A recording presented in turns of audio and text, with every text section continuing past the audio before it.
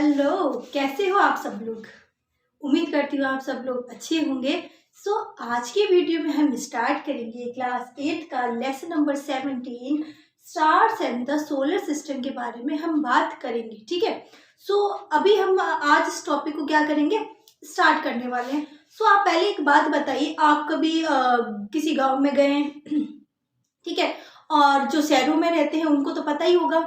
आप पूछोगे क्या, ये पता है कि जो आपके रात के समय में जो आसमान होता है, जो स्काई होता है, उसमें तारे सिटी में कितने ज्यादा मतलब चमचमाते हैं, ब्राइट करते हैं, और शहरों में कितने ब्राइट करते हैं आप बताओ। ऑब्वियसली जो सिटी वाले होंगे वो ये बोलेंगे कि सिटी में क्या होता है, इतना ज्यादा आसमान मतलब तारे उसमें नहीं होते आसमान में। ठीक है।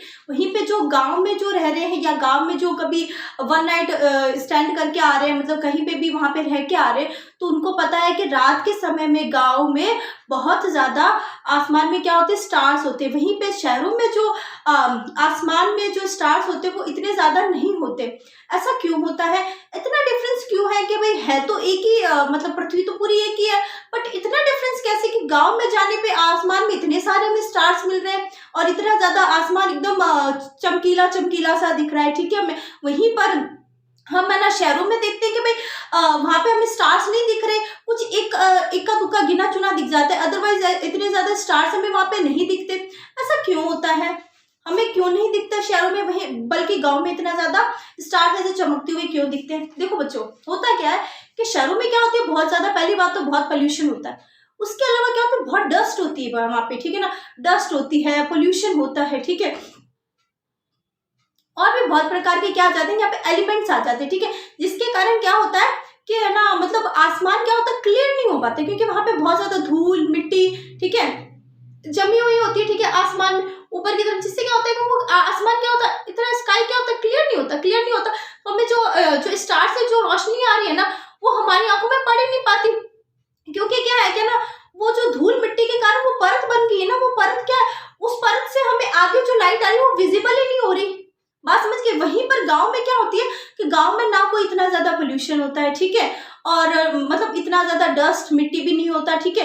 तो फिर क्या होता है कि वहां पर ऐसा कुछ नहीं होता कि वहां पे एक पूरा अलग से एक लेयर सा बन जाए पोल्यूशन का। शहरों में आप देखते हैं शाम के समय आप देखोगे ना, तो एक क्या होगा कि आपको सर्दियों में ये खासकर देखने को मिल जाएगा कि पोल्यूशन का एक पूरा ही क्या मिलेगा आपको, कोहरा सा देखने को मिलेगा आपको पोल्यूशन का। शाम के समय में आप जब देखोगे, ठीक है ना, जब वहां पे लाइट्स वगैरह जल रही हो, और मतलब रोड लाइट जल रही हो, जो गाड़ी होती है, गाड़ियों की लाइट जल रही हो, तो आप देखोगे वहां पर कि बहुत ज्यादा आपको पोल्यूशन देखने को मिलेगा, कोहरा देखने को मिलेगा पोल्यूशन का। ठीक, बल्कि गांव में ऐसा कुछ नहीं होता। ठीक है ना, गांव में क्या होता है, बहुत ही स्वच्छ वातावरण होता है, जिसके कारण क्या होता है, जो स्टार से आने वाली जो लाइट है वो सीधे हमारी आंखों में आती है, और वहां पे हमें बहुत सारे स्टार्स हमें वहां पे क्लियरली दिखाई देते हैं। ठीक है। इसके अलावा क्या होता है, शहरों में ना बड़ी बड़ी बिल्डिंगे हैं, तो जिसके कारण क्या लाइट्स भी बहुत ज्यादा है। ठीक है। इतनी ज्यादा ब्राइट लाइट में वो लाइट हमारी आंखों तक आए और ठीक है हमारी आंखों में गिरे, इतना ज्यादा वो क्या करते हैं, वो पॉसिबिलिटी नहीं होती। ठीक है। वहीं पर क्या है, गांव में इतनी ज्यादा लाइट्स वगैरह भी नहीं होती। ठीक है।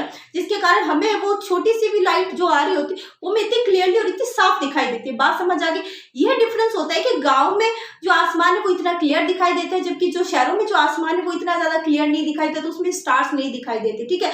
वाकई में जो गाँव का जो रात के समय का जो आप स्काई के नीचे अगर बैठ के आप आसमान को देखोगे ना, तो बहुत सुंदर दृश्य होगा, आपको देखना चाहिए जरूर लाइफ में। ठीक है। तो अब हम बात करते हैं कि इसके अलावा और क्या क्या, स्टार्स के अलावा इस स्काई में क्या होता है। देखो, स्टार्स के अलावा क्या होता है, पहले स्टार्स होते हैं, मून होता है। ठीक है। और मून के अलावा क्या होते हैं, ये चलो आप बताओ, आप कैसे बताओगे। देखो, आपने स्टार्स देखा है, स्टार्स आपने देखा है, बचपन में एक पोएम सुनी होगी, ट्विंकल ट्विंकल लिटिल स्टार, सुनी होगी ना। हाँ, तो बस वही है। उसमें क्या बोला, ट्विंकल ट्विंकल लिटिल स्टार, मतलब जो छोटे छोटे स्टार है वो क्या करते हैं, ट्विंकल ट्विंकल करते हैं। सेम मतलब सेम ही चीज हमारे होती है कि जो आसमान में स्काई में जो स्टार्स होते हैं वो क्या करते हैं, ट्विंकल ट्विंकल करते हैं। ठीक है ना, मतलब जो क्या करते हैं, जो चमचमाते हैं, लाइक जो क्या करते हैं, ट्विंकल ट्विंकल करते हैं ना, जो स्टार्स जो जिनकी जो लाइट है ना ऐसे बार बार होती है, लाइक ट्विंकल ट्विंकल, मतलब ऐसे कम ज्यादा कम ज्यादा कम ज्यादा। ठीक है ना, ऐसे ट्विंकल ट्विंकल होती है, वो तो क्या होते हैं, स्टार्स होते हैं। वहीं पे कुछ ऐसे हमें ऑब्जेक्ट मिलेंगे जिसके लाइट तो बिल्कुल स्टार्स के जैसी, बट वो क्या करे, ट्विंकल ट्विंकल नहीं करे, उनके सिमिलरली सेम ही कंसिस्टेंस के साथ लाइट आ रही है हमारी आंखों पे। ठीक है ना, तो फिर जो ट्विंकल ट्विंकल कर रहे होते हैं वो तो क्या होते हैं, स्टार्स होते हैं, ठीक है। वहीं पे जो ट्विंकल ट्विंकल नहीं कर रहे होते, ठीक है, जिनके सिमिलर मतलब कंसिस्टेंसी के साथ हमारे पास लाइट आ रही है, वो क्या होते हैं, प्लैनेट्स होते हैं। वो क्या होते हैं, प्लैनेट्स होते हैं। क्योंकि हमें भी पता है हमारा सोलर सिस्टम है, इसमें हमारे सूर्य है, सूर्य के चारों तरफ सूर्य के चारों ओर कौन चक्कर लगाते हैं, जो 8 प्लैनेट्स है वो चक्कर लगाते हैं, ठीक है ना। तो क्या होते हैं, वो प्लैनेट्स होते हैं जो हमें दिखाई देते हैं, क्या होते हैं, जो टिमटिमाते नहीं है। बात समझ गए, ठीक है ना। ट्विंकल ट्विंकल नहीं करते, वो क्या होते हैं, प्लैनेट्स होते हैं। तो इसके अलावा भी और बहुत सारे ऑब्जेक्ट्स होते हैं, जैसे उल्कापिंड हो गया, बहुत सारी चीजें होती है, ठीक है ना।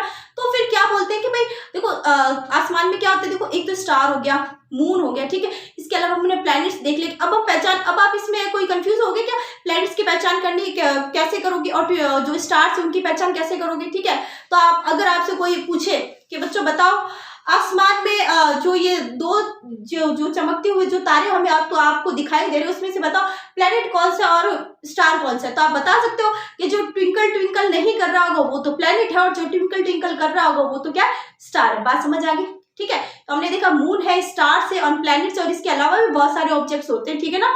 सो इन सब को क्या बोलते हैं मिला के, मून, प्लैनेट, स्टार्स और बहुत सारे जो ऑब्जेक्ट होते हैं या ठीक है ना, उन सबको मिला के क्या बोलते हैं, उन सबको मिला के बोलते हैं क्लेस्टियल ऑब्जेक्ट। क्या बोलते हैं, क्लेस्टियल ऑब्जेक्ट बोलते हैं, ठीक है ना। तो बोलते हैं the stars, the planets, the moon and many other in the sky are called celestial objects, ठीक है ना। तो इनको क्या बोलते हैं, क्लेस्टियल ऑब्जेक्ट्स बोलते हैं, ठीक है। और हिंदी में इसको बोलते हैं खगोलीय पिंड बोलते हैं, ठीक है। अब इसमें देखते हैं कि जो ये क्लेस्टियल जो ऑब्जेक्ट्स है, लाइक मून की स्टडी, सूर्य हो गया, चंद्रमा हो गया, ठीक है, इन सब की जो स्टडी होती है ना उसको क्या बोलते हैं, ठीक है ना। स्टडी को क्या बोलते हैं, study of celestial objects and associated phenomena, उसके साथ जो जुड़े हुए फिनोमेना है, ठीक है ना, उसके स्टडी इज कॉल्ड एस्ट्रोनॉमी, ठीक है ना। जो स्टडी होती है क्लेस्टियल ऑब्जेक्ट्स की और उनके साथ जुड़े हुए जो फिनोमेना है ना, उसके स्टडी को क्या बोलते हैं, एस्ट्रोनॉमी बोलते हैं। क्या बोलते हैं, एस्ट्रोनॉमी। हिंदी में बोले तो ज्योतिष विज्ञान या खगोलीय विज्ञान, ठीक है। ज्योतिष विज्ञान का तो आपने नाम सुना ही होगा, ठीक है। तो इसको क्या बोलते हैं, इंग्लिश में एस्ट्रोनॉमी बोलते हैं। बात समझ आ गई, ठीक है ना। अब इसमें बोला है कि and associated phenomena, associated phenomena क्या है, जैसे जो सूर्य है उसे प्रकाश आ रहा है, ठीक है ना, उससे जो जुड़ी हुई और भी जो ऑब्जेक्ट्स है, ठीक है, उसकी जो स्टडी होगी ना वो सब क्या होगी, एस्ट्रोनॉमी होगी। बात समझ आ गई। अब हम बात करते हैं कि जो पैसेज होता है of the sun, stars, moon and planets in the sky help them to advise calendars and almanac, ठीक है ना। अब ये बोल ये रहा है कि जो ये सन हो गया, स्टार्स हो गया, मून हो गए या फिर जो प्लैनेट्स हो गए, तो जो आसमान में ये सब जो चीजें होती उनकी जो है ना जो सिचुएशन होती है, जो उनके प्लेस होता है वो क्या करता है, बदलता रहता है। सन का नहीं बदलता, पर जो अर्थ हो गया, ठीक है, जो मून हो गया, ठीक है, स्टार्स हो गया, इन सब के क्या होते हैं, प्लेसेस बदलते रहते हैं, ठीक है ना। इन सब की जो दिशा दशा बदलती है ना, दिशा और दशा के अनुसार ही क्या डिजाइन होते हैं, कैलेंडर एंड एल्मेनॉक्स। एल्मेनॉक्स क्या होते हैं, पंचांग। हिंदी में क्या बोलते हैं उनको, पंचांग बोलते हैं, ठीक है ना। जो हमारे हिंदू जो समाज है, ठीक है ना, इसमें जो यूज करते हैं हम जो कैलेंडर, उसको बोलते हैं पंचांग, ठीक है ना, उसको क्या बोलते हैं, पंचांग, ठीक है। तो ये सब जो होते हैं ना, उनकी जो दिशा दशा होती है ना, मून, सन और स्टार्स की जो दिशा दशा के अकॉर्डिंग हम क्या बनाते हैं, कैलेंडर एंड एल्मेनॉक्स बनाते हैं। बात समझ आ गई, ठीक है। यहाँ पे हमने ये 3 चीजें पढ़ी कि क्या क्या हो गया। स्टडी को क्लेस्टियल स्टडी बोलते हैं, ठीक है। इसके अलावा जो इसके जो ये होते हैं ना स्टार्स, प्लैनेट्स एंड जो ऑब्जेक्ट्स होते हैं उनको क्या बोलते हैं, क्लेस्टियल ऑब्जेक्ट बोलते हैं। वहीं पे जो क्लेस्टियल ऑब्जेक्ट्स की जो स्टडी होती है उसको बोलते हैं एस्ट्रोनॉमी, ठीक है ना। और वहीं पर जो इनकी क्या होती है, पैसेज होता है, जो मून, सन, स्टार्स का जो होता है ना, इसी की हेल्प से क्या बनाते हैं, कैलेंडर एंड एल्मेनॉक्स बनाते हैं। बात समझ आ गई, ठीक है। अब हम बात करते हैं मून के बारे में, थोड़ी सी और बात करते हैं, ठीक है। इससे पहले एक चीज और देखते हैं कि जो ये इनकी जो दिशा दशा होती है स्टार्स, मून्स की, ठीक है ना, जो पैसेज होते हैं इनके, ठीक है ना, उसके अकॉर्डिंग हम जो पुराने जमाने के जो लोग होते थे वो क्या करते थे, उसके अकॉर्डिंग देखते थे कि भाई अभी कौन सा सीजन आने वाला है, ठीक है। जैसे रेनफॉल आ रही है तो उसके अकॉर्डिंग देखते थे अब कौन सी फसल हमें बोनी है, ठीक है ना, कौन सी फसल काटनी है, ठीक है ना, उसके अकॉर्डिंग वो सब चीजें डिसाइड करते थे। मतलब सीजन आना, ठीक है ना, और मतलब फसल मतलब कैसे कौन सी फसल अभी उगानी है, कौन सी नहीं उगानी, ठीक है ना, इन सब का डिसीजन वो किस आधार पर करते थे, वो सब इन्हीं जो ये होते थे ना सन, स्टार्स, मून, इनकी जो प्लैनेट्स की जो पैसेज, जो दिशा दशा हो गए, जो इनके पैटर्न्स हो गए, ठीक है ना, उसी के अकॉर्डिंग ये सब क्या करते थे, डिसाइड करते थे। बात समझ आ गई, ठीक है। तो अब हम बात करते हैं मून मून के बारे में। इससे पहले हम देखते हैं कि मून के हमने बहुत सारे शेप देखे, कोई राउंड देखा है, हाफ जो मून है कुछ ऐसा देखा है, ठीक है, ईद का चांद भी हमने देखा है, ठीक है ना। बहुत सारे मून के क्या देखे हमने, शेप देखे हैं। जो इतने सारे जो मून के शेप देखे हैं, ठीक है ना, कौन सा जो मून का शेप कब होता है तो उसको क्या बोलते हैं, ठीक है ना। जब मून कभी हमने देखा है, कभी कभी आसमान में मून दिखाई भी नहीं देता, ठीक है ना, उस दिन को क्या बोलते हैं, ठीक है ना। तो पहले ये देखते हैं, ठीक है। मान लो आज क्या है, आसमान में हमें पूरा चांद दिख रहा है। जब आसमान में पूरा चांद हमें दिखता है तो उस दिन को क्या बोलते हैं, द फुल मून डे, ठीक है ना, उसको क्या बोलते हैं, द फुल मून डे बोलते हैं, ठीक है। बात समझ आ गई। देखो मैंने यहाँ पे लिखा है the world disc of the moon is visible is known as the full moon day. बात समझ आ गई, ठीक है। अब हम बात करते हैं कि इसके अलावा हम कभी देखते हैं कि भाई जैसे पूरा चांद निकला, अब जैसे मान लो आज पूरा चांद है, ठीक है, अब नेक्स्ट डे देखोगे ना तो थोड़ा सा यहाँ से कटा हुआ होगा, ठीक है। अब देखो मान लो ये पूरा चांद है, ठीक है, अब पूरा चांद है, अब अगला दिन आए तो देखोगे थोड़ा यहाँ से कटा हुआ, कुछ ऐसा हो जाएगा, चांद हो जाएगा, ठीक है। वहीं पर आप क्या करो, तीसरा दिन देखो, दूसरा तीसरा दिन देखो, फिर देखोगे आप थोड़ा सा और कट जाएगा, फिर आप ऐसे करते करते है ना 10 दिन तक आओगे, 10 दिन तक आओगे तो कुछ ऐसा हो जाएगा, ठीक है। फिर आप थोड़ा और नीचे आओ, लाइक आप 13 दिन तक आओ, 13 दिन तक आओगे तो ऐसा आ जाएगा, ठीक है। फिर जब 14 दिन होगा तो एकदम कुछ ऐसा पतला सा हो जाएगा, ठीक है ना, ऐसा कुछ हो जाएगा, पतला सा हो जाएगा, ठीक है ना। अब जो ये दिख रहा है ना, फिर 15 दिन होता है ना, जैसे पूरे चांद के बाद जो 15वां दिन होता है ना, वहां पर क्या होता है, मून दिखना ही पूरा क्या हो जाता है, गायब हो जाता है, मून हमें दिखता ही नहीं है, ठीक है ना। एक ऐसा दिन भी आता है महीने में जहां पर हमें मून क्या होता है, दिखता ही नहीं है, ठीक है ना। जब मून दिखता ही नहीं है तो उस दिन को क्या बोलते हैं, उस दिन को बोलते हैं द न्यू मून डे। क्या बोलते हैं, द न्यू मून डे, ठीक है ना। The day when the moon is not visible, this day is known as the new moon day. बात समझ आ गई क्या। अब देखो हुआ कैसे, पूरा चांद था, धीरे धीरे धीरे धीरे धीरे धीरे थोड़ा भाग इनविजिबल होना शुरू हुआ, थोड़ा भाग इनविजिबल होते होते जब 15 दिन पूरे हो गए, पूरा ही क्या हो गया, 15वें दिन क्या हो गया, पूरा ही चांद क्या हो गया, इनविजिबल हो गया। बात समझ आ गई क्या, ठीक है ना। जब पूरा ही चांद इनविजिबल हुआ तो ऐसे दिन को क्या बोलेंगे, द न्यू मून डे। बात समझ आ गई। अब इसको द न्यू मून डे क्यों बोला, इसलिए बोला क्योंकि अब क्या है कि भाई अब आसमान में चांद नहीं है, जैसे अब अगले दिन देखोगे, ठीक है ना, 15 दिन के बाद जस्ट आप अगले दिन देखोगे तो वहां पर एक आपको छोटा सा यूं कुछ ऐसा आकार में क्या दिखेगा, चांद बनता हुआ दिखेगा, नया चांद दिखेगा आपको, ठीक है ना। इसीलिए जो प्रीवियस डे था, ठीक है ना, उसको हमने क्या बोला, द न्यू मून डे। बात समझ आ गई, क्योंकि अगले दिन क्या निकलने वाला है, नया चांद निकलने वाला है, इसको क्या बोला हमने, द न्यू मून डे, ठीक है ना। जब क्या है, only a small portion of the moon appears in the sky, this known as the crescent moon. अभी क्या था, 15 दिन के बाद जैसे पहला अगेन जो नेक्स्ट डे होता है, ठीक है ना, द न्यू मून डे के बाद जो अगेन जो नेक्स्ट डे होता है ना, नेक्स्ट डे में जो मैंने बोला ना चांद निकलता है एकदम हल्का सा, ठीक है ना, एकदम हल्का सा निकलता है, कुछ यूं निकलता है, ठीक है ना। जो ये हल्का सा जो चांद निकलता है, स्मॉल पोर्शन निकलता है चांद का, ठीक है ना, हमें वो दिखाई देता है स्काई में, उसको हम क्या बोलते हैं, उसको हम बोलते हैं क्रेसेंट मून। क्या बोलते हैं, क्रेसेंट मून बोलते हैं, ठीक है। बात यहाँ पे समझ में आ गई, हमने तीनों चीजें देख ली, ठीक है ना। जब आपको पूरा चांद दिख रहा है आसमान में, उसको फुल मून डे बोलते हैं, ठीक है। वहीं पर जब आपको क्या क्या दिख रहा है, हमें आपको बिल्कुल ही चांद नहीं दिख रहा है, ठीक है ना। 15 दिन के पूरा चांद दिखने के 15 दिन के बाद हमें क्या दिखता है, बिल्कुल ही चांद नहीं दिखता, 15वें दिन, उसको क्या बोलते हैं, द न्यू मून डे, ठीक है। वहीं पर 15वें दिन के जस्ट नेक्स्ट डे हमें जो थोड़ा सा जो चांद का जो थोड़ा सा जो पार्ट हमें क्या होता है, अपीयर होता है, उस पार्ट को हम क्या बोलते हैं, क्रेसेंट मून बोलते हैं। बात समझ आ गई क्या, ठीक है। अब देखो हिंदी में देखते हैं, द फुल मून डे है ना, इसको हिंदी में बोलते हैं पूर्णिमा, ठीक है, और द न्यू मून डे है ना, इसको हिंदी में बोलते हैं अमावस्या। बात समझ आ गई, ठीक है।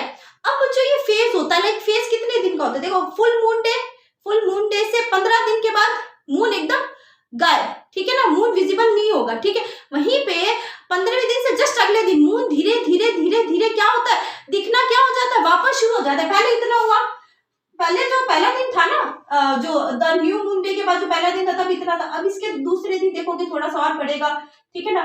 फिर आप तीसरे दिन देखोगे तो थोड़ा सा और इसका साइज हमें दिखाई देगा, थोड़ा और बड़ा हमें चांद दिखाई देगा। फिर आप 5वें दिन देखोगे थोड़ा और बड़ा, फिर आप लाइक 10वें दिन देखोगे तो आपको कुछ ऐसा दिखेगा, ठीक है। वहीं पे आप कुछ 13 दिन पे देखोगे तो आपको कुछ ऐसा दिखेगा, ठीक है। वहीं पे आप कुछ 14 दिन पे देखोगे तो आपको कुछ ऐसा दिखेगा, मतलब सिमिलरली राउंड सा ही दिखेगा, कुछ थोड़ा सा यू डिफेक्टिव, ठीक है, कुछ थोड़ा सा में पार्ट नहीं दिखेगा, और 14 दिन लगभग पूरा, और फिर 15वें दिन एकदम पूरा दिखेगा हमें। बात समझ आ गई क्या, ठीक है ना। ऐसे करते करते हमें वापस से पूरा चांद दिखना चालू हो जाता है, ठीक है ना। कैसे होता है, फुल मून डे, उसके 15 दिन बाद क्या हो जाता है, मून दिखना क्या हो जाता है, बंद हो जाता है, ठीक है। वहीं पे जैसे मून दिखना बंद हुआ उसके बाद क्या है, नया मून आना, नया मून हमें जैसे लाइक छोटा पार्ट हमें दिखता है, फिर थोड़ा अगले दिन फिर थोड़ा और बड़ा मून दिखना चालू होता है, फिर थोड़ा और बड़ा, ठीक है। फिर 15 दिन होते हैं, जैसे अगले न्यू मून डे के जस्ट अगले 15 दिन क्या हो जाता है, पूरा चांद हमें दिखाई देता है, ठीक है ना। तो जो ये वेरियस जो चांद के हमें क्या दिख रहे हैं, मून के क्या दिख रहे हैं, शेप दिख रहे हैं ना, इन सबको बोलते हैं फेज ऑफ द मून। बात समझ आ गई, ठीक है ना। कैसे कैसे होता है, बात समझ आ गई। इसमें कितना, फुल मून डे से new moon day, new moon day से और फुल मून डे, ठीक है ना। ऐसे करके ये क्या होता है, पूरा फेज होता है, ठीक है। और कितना कितना होता है, 15 दिन का होता है, ठीक है ना। बात समझ आ गई। अब मैं यहाँ पे इसको लिख देती हूँ, फेज ऑफ द मून को, ठीक है। अब ये देखो कि जो ये मून का जो होता है ना, जो 15-15 दिन का होता है, तो ये पूरा टोटल कितना होता है, एक फुल मून से जो दूसरे फुल मून डे के बीच का जो टाइम पीरियड है वो कितना होता है, ऑलमोस्ट 29 डेज, लाइक एक मंथ का टाइम पीरियड होता है। कितना होता है, फुल मून डे से, ठीक है ना, जो नेक्स्ट जो फुल मून डे है ना उसके बीच का जो टाइम पीरियड होता है ना, वो कितना होता है, ऑलमोस्ट कितना होता है, 30 डेज या फिर 29 डेज बोलेंगे हम, ठीक है, कुछ ऐसा होता है, ठीक है ना। इतना इस क्या टाइम पीरियड होता है। वहीं पे अगर हम द न्यू मून डे से लेके दूसरे जो न्यू मून डे है वहां तक का जो टाइम पीरियड देखें वो भी कितना होगा, 30 डेज का ही होगा। बात में, क्योंकि 15-15 दिन के चलते ना, 15 दिन न्यू मून डे से full moon day, full moon day से वापस न्यू मून डे, ठीक है। वहीं पे फुल अगर मून डे से शुरू कर रहे हैं तो न्यू मून डे तक, फिर न्यू मून डे से वापस चालू करते हैं तो फुल मून डे तक, मतलब ऐसे करके 30 डे का क्या होता है, एक टाइम पीरियड होता है। बात समझ आ गई। अब जो ये टाइम पीरियड होता है, ठीक है ना, इसको बोलते क्या है, जो अलग अलग शेप दिखते हैं, the various shapes of the bright part of the moon as seen during a month are called phase of the moon. क्योंकि हमें एक पूरे महीने में दिखते हैं, क्योंकि महीना कितने 30 दिन का ही होता है, ठीक है, तो पूरे महीने में हमें ये सब वेरियस शेप देखने को मिलते हैं, ठीक है ना। तो इसी को क्या बोलते हैं, फेजेस ऑफ द मून। क्या बोलते हैं इसी को, फेजेस ऑफ द मून। बात समझ आ गई क्या, ठीक है ना। तो ये हो गया यहाँ पे phases of the moon. Star and the solar system का एक टॉपिक है मून, इसके बारे में बात करेंगे। आप बोलोगे मैडम आपने डायग्राम तो सन का बना रखा है और आप बात मून की करोगे। करेंगे बेटा, जरा रुको, सबर करो। सबर का फल क्या होता है, मीठा होता है, ठीक है। तो चलो स्टार्ट करते हैं। हमने पिछले वीडियो में देखा था कि जो मून के क्या होते हैं, डिफरेंट डिफरेंट फेजेस होते हैं। अब ये जो मून के जो डिफरेंट डिफरेंट फेजेस है वो क्यों होते हैं, चलो ये देखते हैं। मून के डिफरेंट फेजेस का मतलब, कभी मून क्या होता है, हमें पूरा दिखाई देता है, ठीक है, आसमान में। कभी हमें मून कैसा दिखाई देता है, हाफ दिखाई देता है। कभी हमें ये क्रिसेंट मून जैसा हमें मून दिखाई देता है, ठीक है। इसी में बहुत सारे डिफरेंट डिफरेंट क्या होते हैं, साइज होते हैं। कभी हमें मून एकदम छोटा सा कि कुछ यूं दिखाई देता है, और कभी हमें मून दिखाई नहीं देता, ठीक है ना, विजिबल ही नहीं होता, ठीक है ना। ये क्यों होता है, इन्हीं को बोलते हैं फेजेस ऑफ द मून बोलते हैं। ये जो फेजेस ऑफ द मून है ये क्यों होते, इसका क्या कारण है, ठीक है। सो आप जब इस वीडियो को अंत तक देखोगे ना, तो आपको ये जो मून होते हैं इनके डिफरेंट डिफरेंट फेजेस क्यों होते हैं ये बिल्कुल क्लियर समझ आ जाएगा, ठीक है ना।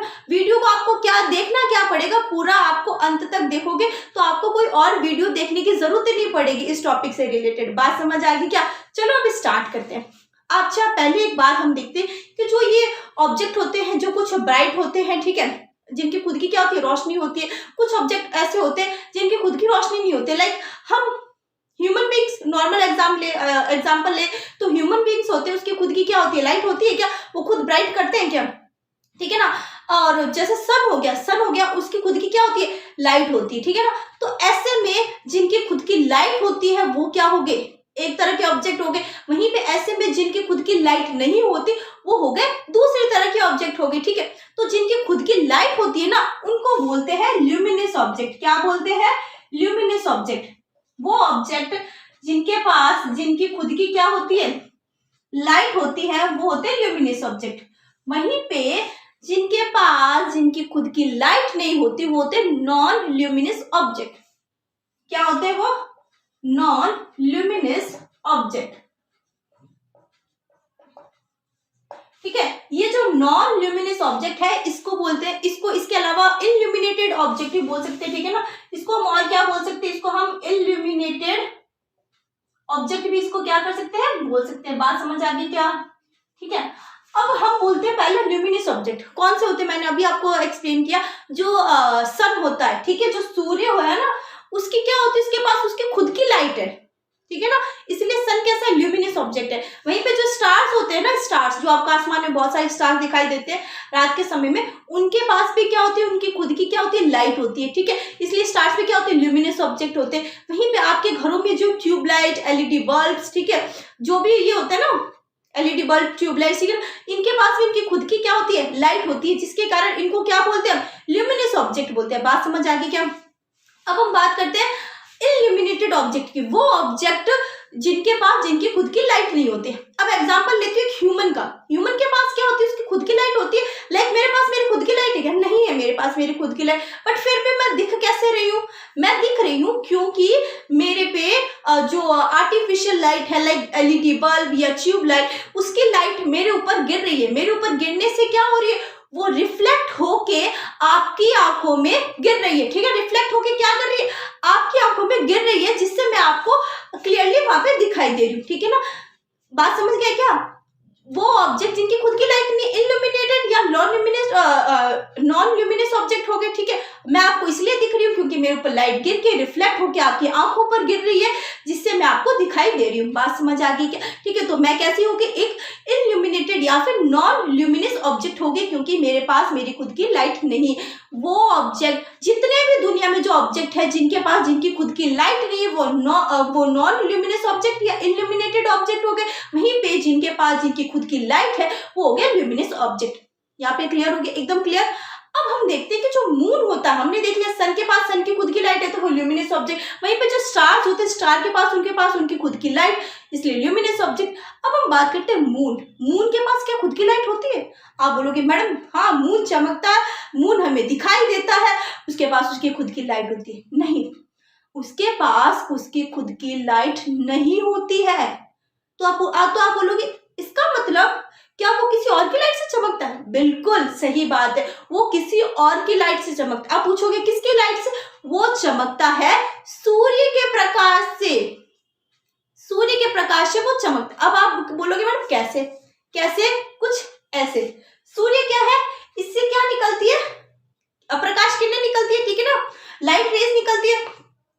जब वो लाइट रेज निकलती है, ठीक है, और नॉन ल्यूमिनेटेड, ये मान लो नॉन ल्यूमिनेटेड क्या है, मून है ना, इसके ऊपर जब ये लाइट रेज, जो सन की जो लाइट रेज है, इस नॉन ल्यूमिनेटेड ऑब्जेक्ट मून के ऊपर गिरेगी, गिरने के बाद क्या होगी, रिफ्लेक्ट होगी। कोई भी अगर लाइट कहीं पे गिरती है तो रिफ्लेक्ट होती है, हमने पढ़ा था।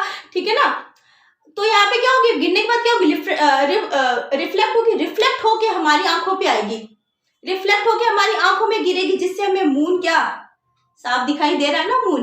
बात समझ गया ना?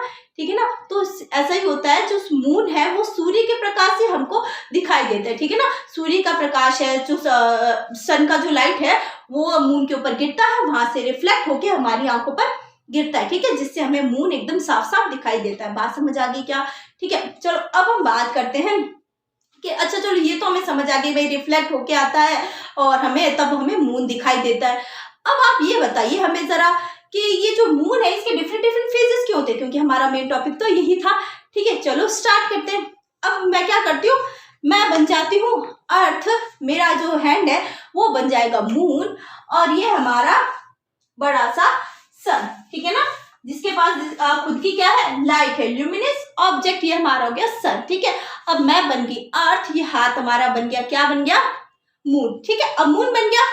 ठीक है, अब सन मेरे पीछे है और मून क्या रखा है मैंने, आगे की तरफ। ठीक है ना, ये रहा मून है मेरा, मैंने कहाँ रखा है, आगे की तरफ। मैं बीच में पृथ्वी, ये क्या सन, और आगे की तरफ रखा है मैंने यहाँ पर मून। ध्यान रखना, पृथ्वी भी घूमती है, मून भी घूमता है। पृथ्वी है वो सूर्य के चारों तरफ चक्कर लगाती है, वहीं पे जो मून होता है वो पृथ्वी के चारों तरफ चक्कर लगाता है। ठीक है, इसके अलावा जो पृथ्वी जब घूमती है ना, वो दो प्रकार से घूमती है। एक तो सूर्य के चारों तरफ तो घूमती है, इसके अलावा लाइक अपने एक्सिस पे। एक्सिस पे कैसे? मैं मान लो पृथ्वी हूं तो मैं अपने एक्सिस पे कैसे घूमूंगी? ये क्या हो गया मेरा एक्सिस, मतलब अपने स्थान पे ही घूमना, ठीक है ना। अपने स्थान पे ही घूमना क्या बोलते हैं? एक्सिस रोटेशन बोलते हैं, ठीक है ना। तो पृथ्वी कैसे होगी? एक तो क्या हो गया, सूर्य के चारों तरफ चक्कर लगा रही, वहीं पे पृथ्वी का जो दूसरा रोटेशन होता है वो क्या होता है? अपने अक्ष पर ही, मतलब अपने एक्सिस पर ही घूमना होता है, ठीक है ना। वो होता है दूसरा रोटेशन, ठीक है। जब पृथ्वी अपने एक्सिस पर घूमती है वो कितना समय लेती है? 24 हावर्स, ठीक है ना। पृथ्वी अपने एक्सिस पे कितने समय में घूमती है? 22 घंटे में पृथ्वी अपने एक्सिस का एक चक्कर क्या करती है? कंप्लीट करती है, ठीक है ना। एक्सिस पे घूम के पृथ्वी एक चक्कर कब कंप्लीट करती है? 24 घंटे के दौरान। तभी तो क्या होते हैं? दिन और रात होते हैं। बात समझ आ गई कि दिन और रात क्यों होते हैं? क्योंकि पृथ्वी अपने एक्सिस पे घूमती है। एक्सिस पे घूमती है तो वो कितने समय में एक चक्कर कंप्लीट करती है? वो कंप्लीट करती है 24 हावर्स में एक चक्कर क्या करती है? कंप्लीट करती है। जिसके कारण क्या होता है? दिन और रात होते, ठीक है। जब हम सूर्य के सामने होते हैं तब दिन होता है, वहीं पे जब हम सूर्य के बैक साइड में चले जाते हैं तब वहां पर क्या हो जाती है? हमको वहां पे सूर्य नहीं मिलता तो वहां पे क्या हो जाती है? रात। वो बात समझ आ गई क्या? ठीक है। तो अभी हम बात करते हैं कि हमने बोला पृथ्वी घूम रही है और चंद्रमा तो घूम रही है। क्यों घूम रहा है? उसका वो एक चक्कर है वो कितने दिन में कंप्लीट होता है? हमने अभी बोला था 29 डेज या फिर 30 डेज, लाइक पिछली वीडियो में मैंने बता रखा है कि एक मंथ के अंदर अपना जो है ये मून है वो क्या करता है? अपना साइकिल कंप्लीट करता है। बात समझ आ गई? अब बात समझ आ गई। अब हम बनते हैं वापस से, रिपीट कर रही हूँ मैं अर्थ हूँ, ये मून है, ठीक है, और ये क्या है? सन है जो बहुत तेज चमक रहा है। चमक रहा है ना, दिख रहा है, ठीक है। तो अभी हमने लिया ये, ठीक है ना, सन ले लिया और यहाँ पे मून। चलो यही से स्टार्ट करते, ठीक है। सन, मून, और मैं यहाँ पे क्या बन रही हूँ? पृथ्वी बन रही हूँ। बात समझ आ गई? अर्थ बन रही हूँ, ठीक है। अब ये सन है, सन से क्या निकल रही है? लाइट रे निकल रही है, ठीक है ना। लाइट रे निकलने के बाद वो किसके ऊपर गिर रही है? इस मून के ऊपर। किसके ऊपर गिर रही है? इस मून के ऊपर गिर रही है। अब ऑब्वियसली जो पृथ्वी के सामने होगा, जो मतलब जो आगे वाला जो पार्ट है जो पृथ्वी के सामने, उसको बोलेंगे फ्रंट, और जो पार्ट हमें दिखाई नहीं देता वो क्या हो जाएगा? बैक साइड हो जाएगा मून का। मून का फ्रंट साइड क्या हो गया? जो हमें दिखाई दे रहा है। लाइक अभी मेरे को ये जो है ना जो पृथ्वी के सामने वो तो क्या हो गया? मून का फ्रंट साइड। वहीं पे जो पृथ्वी के दूसरी तरफ है, लाइक मून के क्या बैक साइड में है, जो हमें दिखाई नहीं दे रहा वो क्या हो गया?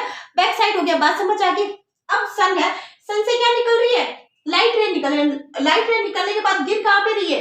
बैक साइड में गिर रही है ना। अभी तो क्या किसके ऊपर गिर रही है? ये यहाँ से लाइट निकल रही है, कहाँ पे गिर रही है? बैक साइड में गिर रही है। अब बैक साइड में गिर रही है तो बताओ ये बैक साइड में गिरती हुई लाइट मेरे को क्या मून के ऊपर फ्रंट, जो मून का जो फ्रंट साइड है इसके ऊपर थोड़ी ना गिर रही है। गिर कहाँ पर रही है? बैक साइड में गिर रही है ना। जो सनलाइट है बैक साइड में गिर रही है और फ्रंट साइड पर नहीं गिर रही, तो क्या मेरे को मून दिखेगा क्या? क्योंकि मैंने क्या बोला था, मून कब दिखता है?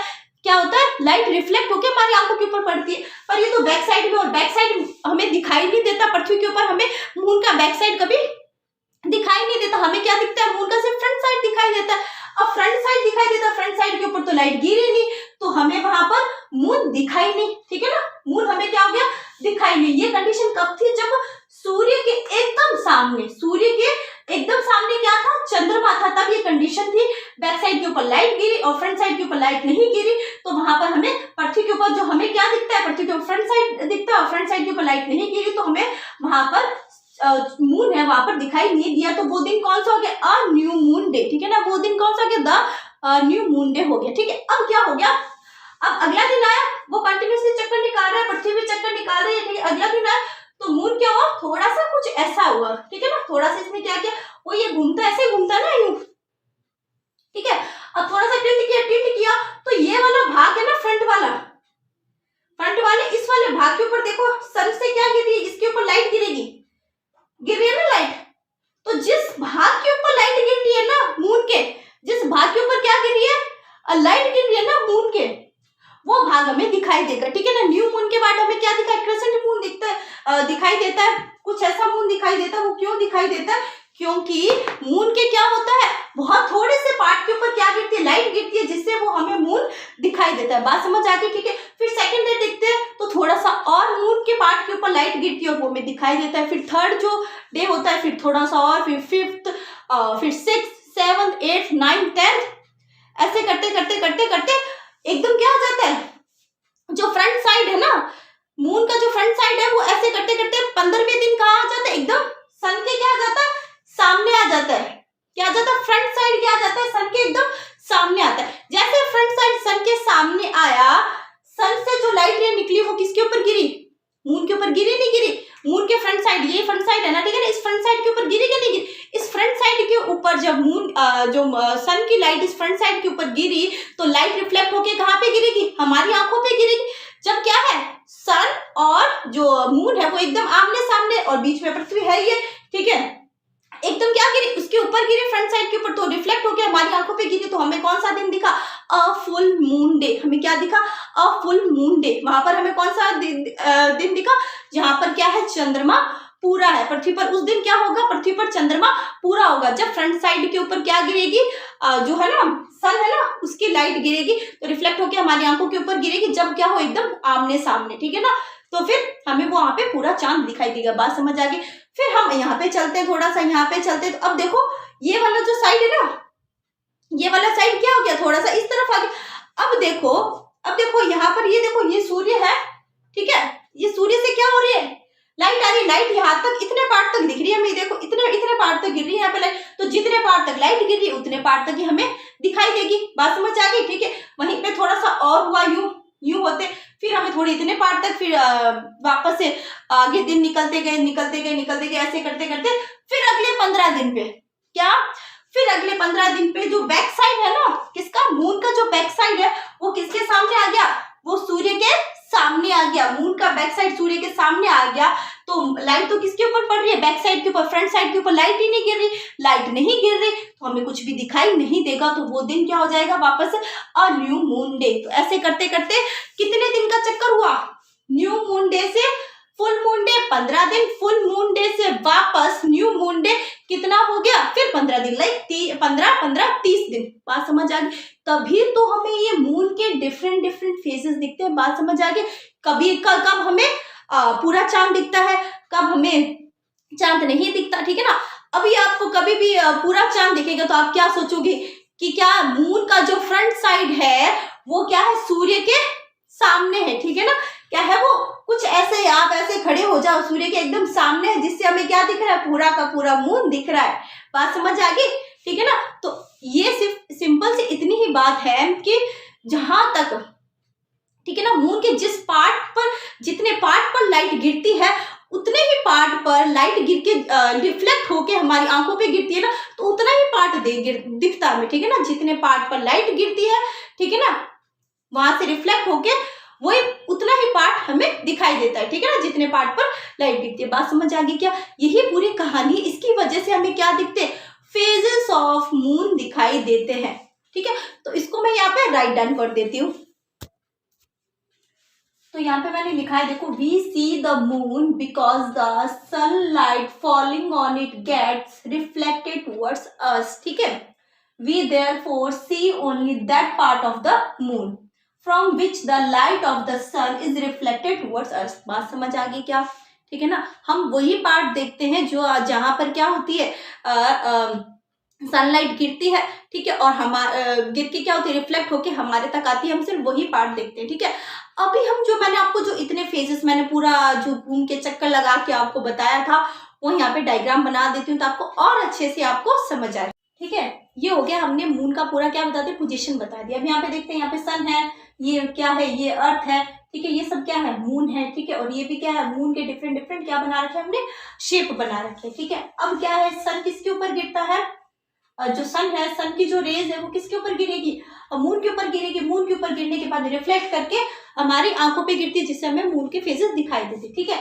अब सन कहाँ पे गिरा, पहले यहाँ पे सन के एकदम जस्ट सामने जब क्या होता है, उसका फ्रंट साइड होता है, तब हमें वहां से लाइट रिफ्लेक्ट होके अर्थ के ऊपर गिरती है, ठीक है, और हमें क्या दिखता है, पूरा मून दिखता है। तो हमें यहाँ पे कौन सा मून दिख रहा है, ये पूरा मून दिख रहा है। फिर उसके बाद वो घूमता है, घूमने के बाद थोड़ा सा यूं होता है, तो ये वाला पार्ट दिखाई नहीं दे रहा, जिस वाले पार्ट तक गिरी है तो वो क्या हमें दिख रहा है पृथ्वी पे, ठीक है।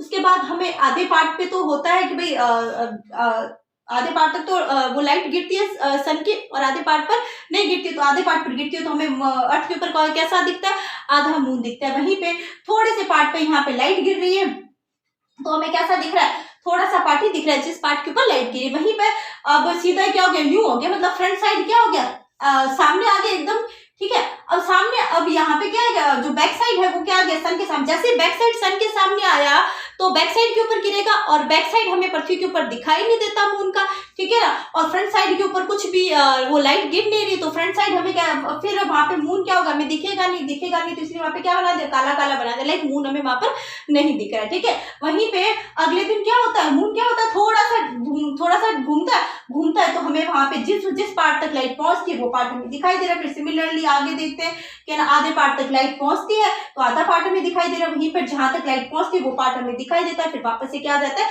जब फ्रंट साइड के सामने से मून आ जाता है तो हमें पूरा मून हमें दिखाई, मतलब फ्रंट साइड के जो फ्रंट साइड होता है मून का वो सन के सामने आ जाता है तो हमें पूरा मून दिखाई देता है। बात समझ आ गई, ठीक है।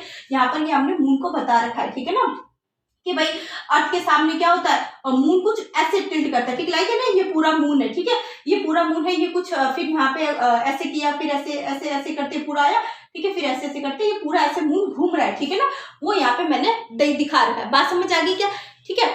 अच्छा, आप लोगों के दिमाग में एक तो क्वेश्चन आ रहा होगा कि मैडम सूर्य तो अस्त हो जाता है, ठीक है ना, शाम के समय में सूर्य अस्त हो जाता है, तो फिर चंद्रमा तो हमें रात को दिखाई देता है, तो रात को वो कैसे चमकता है, ठीक है ना। अरे हमारे यहाँ पे अस्त हुआ है तो कहीं ना कहीं तो सूर्य क्या है, मतलब है ही ना, मतलब सूर्य क्या है, कभी अस्त होता ही नहीं, लिटरली कभी अस्त नहीं होता। क्या होता है, हम रोटेट कर रहे हैं ना, हम क्या कर रहे हैं, रोटेट कर रहे हैं, तो हमें क्या लगता है कि सूर्य अस्त हो रहा है, वास्तविकता में ऐसा नहीं होता ना, सूर्य तो क्या अपनी जगह पे ही है, हम ही क्या कर रहे हैं, अपनी पोजीशन चेंज कर रहे हैं, ठीक है ना। इसकी वजह से अगर हमने जो हमारा साइड है वहां पर सूर्य हमें ऐसा लग रहा है कि भाई अस्त हो गया, लाइक हमारा रोटेशन वहां पर चेंज हो गया, हम क्या आ गए, इस तरफ घूम गए, ठीक है। तो हमें क्या दिखता है, वेस्ट साइड में क्या दिखता है, हमें सन दिखता है, वेस्ट साइड में सन दिखता है, वो हमें क्या दिखता है, अस्त होता हुआ, हमें वहां पे सूर्य ढलता हुआ वहां पे हमें नजर आता है, ठीक है ना। वहीं पर जब हम इस डायरेक्शन में आए तो जो हमारे पीछे की तरफ जो कंट्रीज है, लाइक इंडिया में हम रह रहे हैं, तो इंडिया की जो पीछे की तरफ जो कंट्रीज है, ठीक है ना, वहां पर क्या हुआ है, सूर्य दिखने लगा, क्योंकि वो क्या आ गई, कंट्री सूर्य के सामने आ गई, ठीक है ना।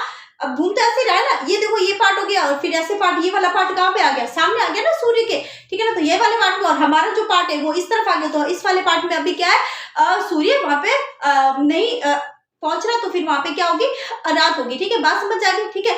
अब आप बोलोगे कि मैडम तो फिर है ना, ये है ना, ये हमारे पास थोड़ी ना है, जो मून है हमारे पास थोड़ी ना, ये तो अंतरिक्ष में है, ठीक है ना। तो वहां पर क्या करता है, ये घूम रहा है, तो वहां पर घूम रहा है तो सूर्य की लाइट हमेशा इसके ऊपर गिरती रहती है, सूर्य की लाइट क्या करती है, हमेशा इसके ऊपर गिरती रहती है। बात समझ आ गई, ठीक है। तो ऐसे करके ये क्या होता है कि ना, सूर्य की लाइट ऑलवेज क्या करती रहती है, सर चंद्रमा के ऊपर, सूर्य मून के ऊपर क्या करती रहती है, गिरती रहती है। आज के हमारे टॉपिक्स रहेंगे मून की जो सरफेस है वो कैसी है, ठीक है, उसके अलावा स्टार्स है उसके बारे में बात करेंगे हम, और हमारे जो कॉन्स्टलेशंस है, ठीक है ना, स्टार्स के जो कॉन्स्टलेशंस है उसके बारे में हम बात करेंगे, ठीक है बच्चों।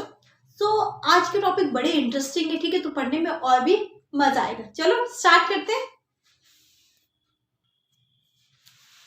अच्छा एक बात बताओ, कोई बड़ी भारी चीज को उठाने के लिए आपको क्या करना पड़ता है, अपनी बाजुओं में क्या होना चाहिए, बहुत ज्यादा दम होना चाहिए। बड़ी भारी चीज को उठाने के लिए क्या होना चाहिए, बाजुओं में दम होना चाहिए, मतलब आर्म्स क्या होनी चाहिए, स्ट्रांग होनी चाहिए, आर्म्स क्या होनी चाहिए, स्ट्रांग होनी चाहिए। वहीं पे एक नील नाम का लड़का है, क्या है, नील नाम का लड़का है, उसकी आर्म क्या है, बड़ी स्ट्रांग है, क्या है, बड़ी स्ट्रांग है, ठीक है ना। तो नील आर्मस्ट्रांग पहले व्यक्ति है जो कहां पर गए थे, मून पे गए थे। मून पे जाने वाले जो फर्स्ट व्यक्ति है वो कौन है, नील आर्मस्ट्रांग। तो इतना बड़ा काम करने के लिए आर्म्स तो क्या चाहिए होगी, स्ट्रांग चाहिए होगी ना।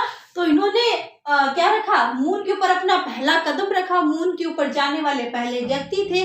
तो इतना बड़ा काम करने के लिए आर्म्स तो क्या चाहिए होगी, स्ट्रांग चाहिए होगी। तो इनका ये कौन है, पहले व्यक्ति मून के ऊपर जाने वाले नील आर्मस्ट्रांग। बात समझ आ गई, ठीक है। अब हम बात करते हैं, ये जब गए तो इन्होंने मून के ऊपर क्या देखा, इन्होंने मून के ऊपर देखा कि वहां पर नो एटमॉस्फेयर, वहां पर कोई भी एटमॉस्फेयर नहीं है, मतलब कि वहां पर जैसे हम अभी हमारा जो एटमॉस्फेयर है वो क्या है, हम ऑक्सीजन क्या लेते हैं, इनहेल करते हैं, वहीं पे CO2 क्या करते हैं, एक्सहेल करते हैं, ठीक है। तो हमारे एटमॉस्फेयर में क्या है, ऑक्सीजन क्या है, ज्यादा है, ठीक है, CO2 क्या है, कम है, ठीक है। तो वहां पर उन्होंने देखा कि गैसेस का इतना ज्यादा कोई भी वो नहीं था, ठीक है ना, लेयर्स नहीं था, ठीक है ना। तो इसको इसकी वजह से इसको क्या बोला कि वहां पर कोई भी एटमॉस्फेयर नहीं है। बात समझ आ गई, ठीक है ना। इसके अलावा हमने देखा कि वहां पर कोई पानी भी नहीं है। नील आर्मस्ट्रांग ने देखा कि नो वाटर, वहां पर पानी नहीं है। इसके अलावा उन्होंने क्या देखा, उन्होंने एक चीज और देखा कि जो लैंड है ना वहां के, वो कैसे हैं, डस्टी एंड कैसे लैंड है, बैरन लैंड है वहां पे, ठीक है ना। अब पानी नहीं होगा तो बैरन नहीं होंगे, ठीक है। और क्या देखा उन्होंने, और देखा कि वहां पर बड़े बड़े माउंटेन्स है। क्या है, बड़े बड़े माउंटेन्स है। माउंटेन्स कैसे, जैसे हमारे इंडिया का सब जो हमारे जो वर्ल्ड है, वर्ल्ड का सबसे बड़ा माउंटेन कौन सा है, सबसे ऊंचा माउंटेन कौन सा है, माउंट एवरेस्ट है ना। वैसे उतने ऊंचे ऊंचे वहां पर क्या है, माउंट एवरेस्ट है, ठीक है ना, माउंट है वहां पे, इतने ऊंचे ऊंचे क्या है, माउंट है। इसके अलावा क्या है, वहां पे क्रेटर्स देखने को मिले। और क्या मिला वहां पर देखने को, क्रेटर्स, ठीक है ना। तो वहां पर देखने को मिले क्रेटर्स एंड हाई माउंटेन्स। क्या देखने को मिले, क्रेटर्स एंड हाई माउंटेन्स। किसके जैसे, हमारे इंडिया में जो हमारे वर्ल्ड में माउंट एवरेस्ट जितने हमें माउंट वहां पर देखने को मिले, ठीक है ना। तो ये सब चीजें देखी। पहले व्यक्ति जानने वाले नील आर्मस्ट्रांग, जहां उन्होंने देखा कि वहां पर कोई एटमॉस्फेयर नहीं है, उन्होंने देखा वहां पर पानी नहीं है। इसके अलावा उन्होंने देखा कि जो लैंड है वो भी कितना है, वो भी कैसा, डस्टी एंड बैरन है। इसके अलावा उन्होंने देखा कि वहां पर बहुत बड़े बड़े क्रेटर्स एंड हाई माउंटेन्स है। बात समझ आ गई क्या, ठीक है। तो मून कुछ ऐसा वहां पे उन्होंने देखा। बात समझ आ गई। तो अभी हम बात करते हैं स्टार्स के बारे में। हम देखते हैं कि स्टार्स, हमें स्टार्स कैसा दिखता है आसमान में, लाइक पॉइंट हमें दिखते हैं, ऐसे ही दिखते हैं, पॉइंट की तरह दिखते हैं हमें स्टार, ज्यादा हमें बड़े बड़े नहीं दिखते स्टार्स, ठीक है। इसके अलावा जो सन है वो क्या है, वो भी एक स्टार है, ठीक है ना। जो सन है, जो भी इतना बड़ा दिखाई देता है, वो भी क्या है, स्टार है। सन भी क्या है, एक स्टार है, ठीक है। बात समझ आ रही है क्या, सन भी एक क्या है, स्टार है, ठीक है ना। और स्टार्स क्या है, स्टार्स है ये। स्टार्स क्या होते हैं, ल्यूमिनस होते हैं, मतलब उनकी खुद की क्या होती है, लाइट होती है।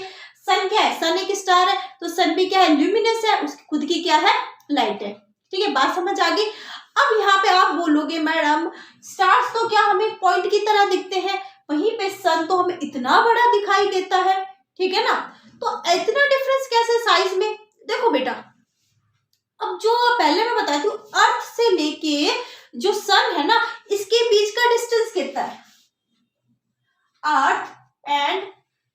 अर्थ से सन के बीच का डिस्टेंस कितना है। देखो पहले ये देखते हैं ना, इनके बीच का डिस्टेंस कितना है, इनके बीच का डिस्टेंस है 150 मिलियन किलोमीटर। 150 मिलियन किलोमीटर कितना डिस्टेंस है, 150 मिलियन किलोमीटर डिस्टेंस है, ठीक है ना। अर्थ से लेके सन के बीच में इतना डिस्टेंस है। और जो स्टार्स होते हैं ना, वो तो सन से भी 300 गुना ज्यादा दूरी पे होते हैं, मतलब 300 टाइम्स फार्दर देन द सन। जो स्टार्स होते हैं वो सन से भी 300 गुना ज्यादा दूरी पे होते हैं। बात समझ आ गई क्या, इसकी वजह से हमें सन कैसे दिखते हैं, लाइक अ पॉइंट। बात समझ आ गई क्या, इसकी वजह से हमें सन कैसे दिखते हैं, वहां पर एक पॉइंट के जैसे दिखते हैं, ठीक है ना। और है ना, अब देखो इतनी बड़ी बड़ी डिस्टेंस है, अर्थ से और सन के बीच में कितना ज्यादा डिस्टेंस है, लाइक 150 मिलियन किलोमीटर, इतना बड़े बड़े डिस्टेंस है। इसको मापने के लिए किलोमीटर यूनिट क्या पड़ रही है, छोटी पड़ रही है ना, पड़ रही है ना छोटी। तो इस यूनिट, ये इतनी छोटी यूनिट पड़ रही है, तो इसके लिए हम क्या करते हैं, एक दूसरे यूनिट का यूज करते हैं, उसको क्या बोलते हैं, लाइट ईयर बोलते हैं, ठीक है ना। किलोमीटर की जगह पे बड़ी बड़ी डिस्टेंस होती है ना, उसको मापने के लिए हम एक दूसरे यूनिट का यूज करते हैं, उसका नाम है लाइट ईयर। क्या नाम है, लाइट ईयर यूनिट को क्या करते हैं हम यूज करते हैं, ठीक है ना, बड़ी बड़ी डिस्टेंस को नापने के लिए। बात समझ आ गई, ठीक है। तो अब हम क्या बोलते हैं कि जो अर्थ है और सन है इसके बीच की अगर डिस्टेंस मापेंगे तो हम किस में मापेंगे, लाइट ईयर में मापेंगे। बात समझ आ गई। तो हमने यहाँ पे दो चीजें देखी, एक तो देखी कि सन क्या होता है, वो भी स्टार होता है, ल्यूमिनस ऑब्जेक्ट है सन, और स्टार्स भी क्या होते हैं, ल्यूमिनस ऑब्जेक्ट होते हैं। बट हमने यहाँ पे देखा कि सन तो हमें बड़ा दिखाई देता है पर स्टार्स हमें छोटे दिखाई देते। सन हमें बड़ा क्यों दिखाई देता है, क्योंकि वो क्या है, पृथ्वी से कुछ 150 मिलियन किलोमीटर की दूरी पे कुछ, वहीं पे जो स्टार्स है वो कई 300 गुना ज्यादा मिलियन क्या है दूरी पर है, ठीक है ना, जिसके कारण क्या है, हमें स्टार्स कैसे दिखते हैं, पॉइंट के आकार के दिखते हैं। बात समझ आ गई क्या, ठीक है। अब हम ये चीज हमने समझ लिया कि भाई स्टार पॉइंट की क्यों दिखते हैं और सन हमें बड़ा क्यों दिखाई देता है। इसके अलावा जो हमने देखा कि जो बड़ी बड़ी जो डिस्टेंस होती है इसको हम कवर करने के लिए किलोमीटर का यूज ना करके हम कौन सी यूनिट यूज करेंगे, लाइट ईयर यूनिट यूज करेंगे। तो लाइट ईयर जो यूनिट है वो भी किसकी है, डिस्टेंस की यूनिट है। किसकी यूनिट है, डिस्टेंस की यूनिट है। बात समझ आ गई, ठीक है। अब हम देखते हैं कि हम, आपने कभी स्टार देखा, आपने स्काई में स्टार्स देखे ना, तो उसके अलावा आपने कभी कभी कुछ शेप देखे होंगे, लाइक कुछ ऐसे शेप, ठीक है ना, ऐसे शेप देखे होंगे, लाइक देखे होंगे, ठीक है, कुछ ऐसे शेप भी देखे होंगे आपने।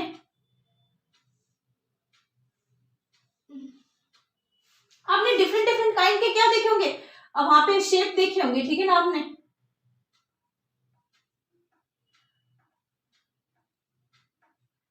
ठीक है ना। ये जो डिफरेंट डिफरेंट काइंड के जो शेप होते हैं ना, ठीक है ना, जब ये ग्रुप ऑफ स्टार्स आपस में मिलते हैं और डिफरेंट काइंड ऑफ शेप बनाते हैं ना, इसी को क्या बोलते हैं, कॉन्स्टलेशन बोलते हैं। क्या बोलते हैं, कॉन्स्टलेशन बोलते हैं, ठीक है ना।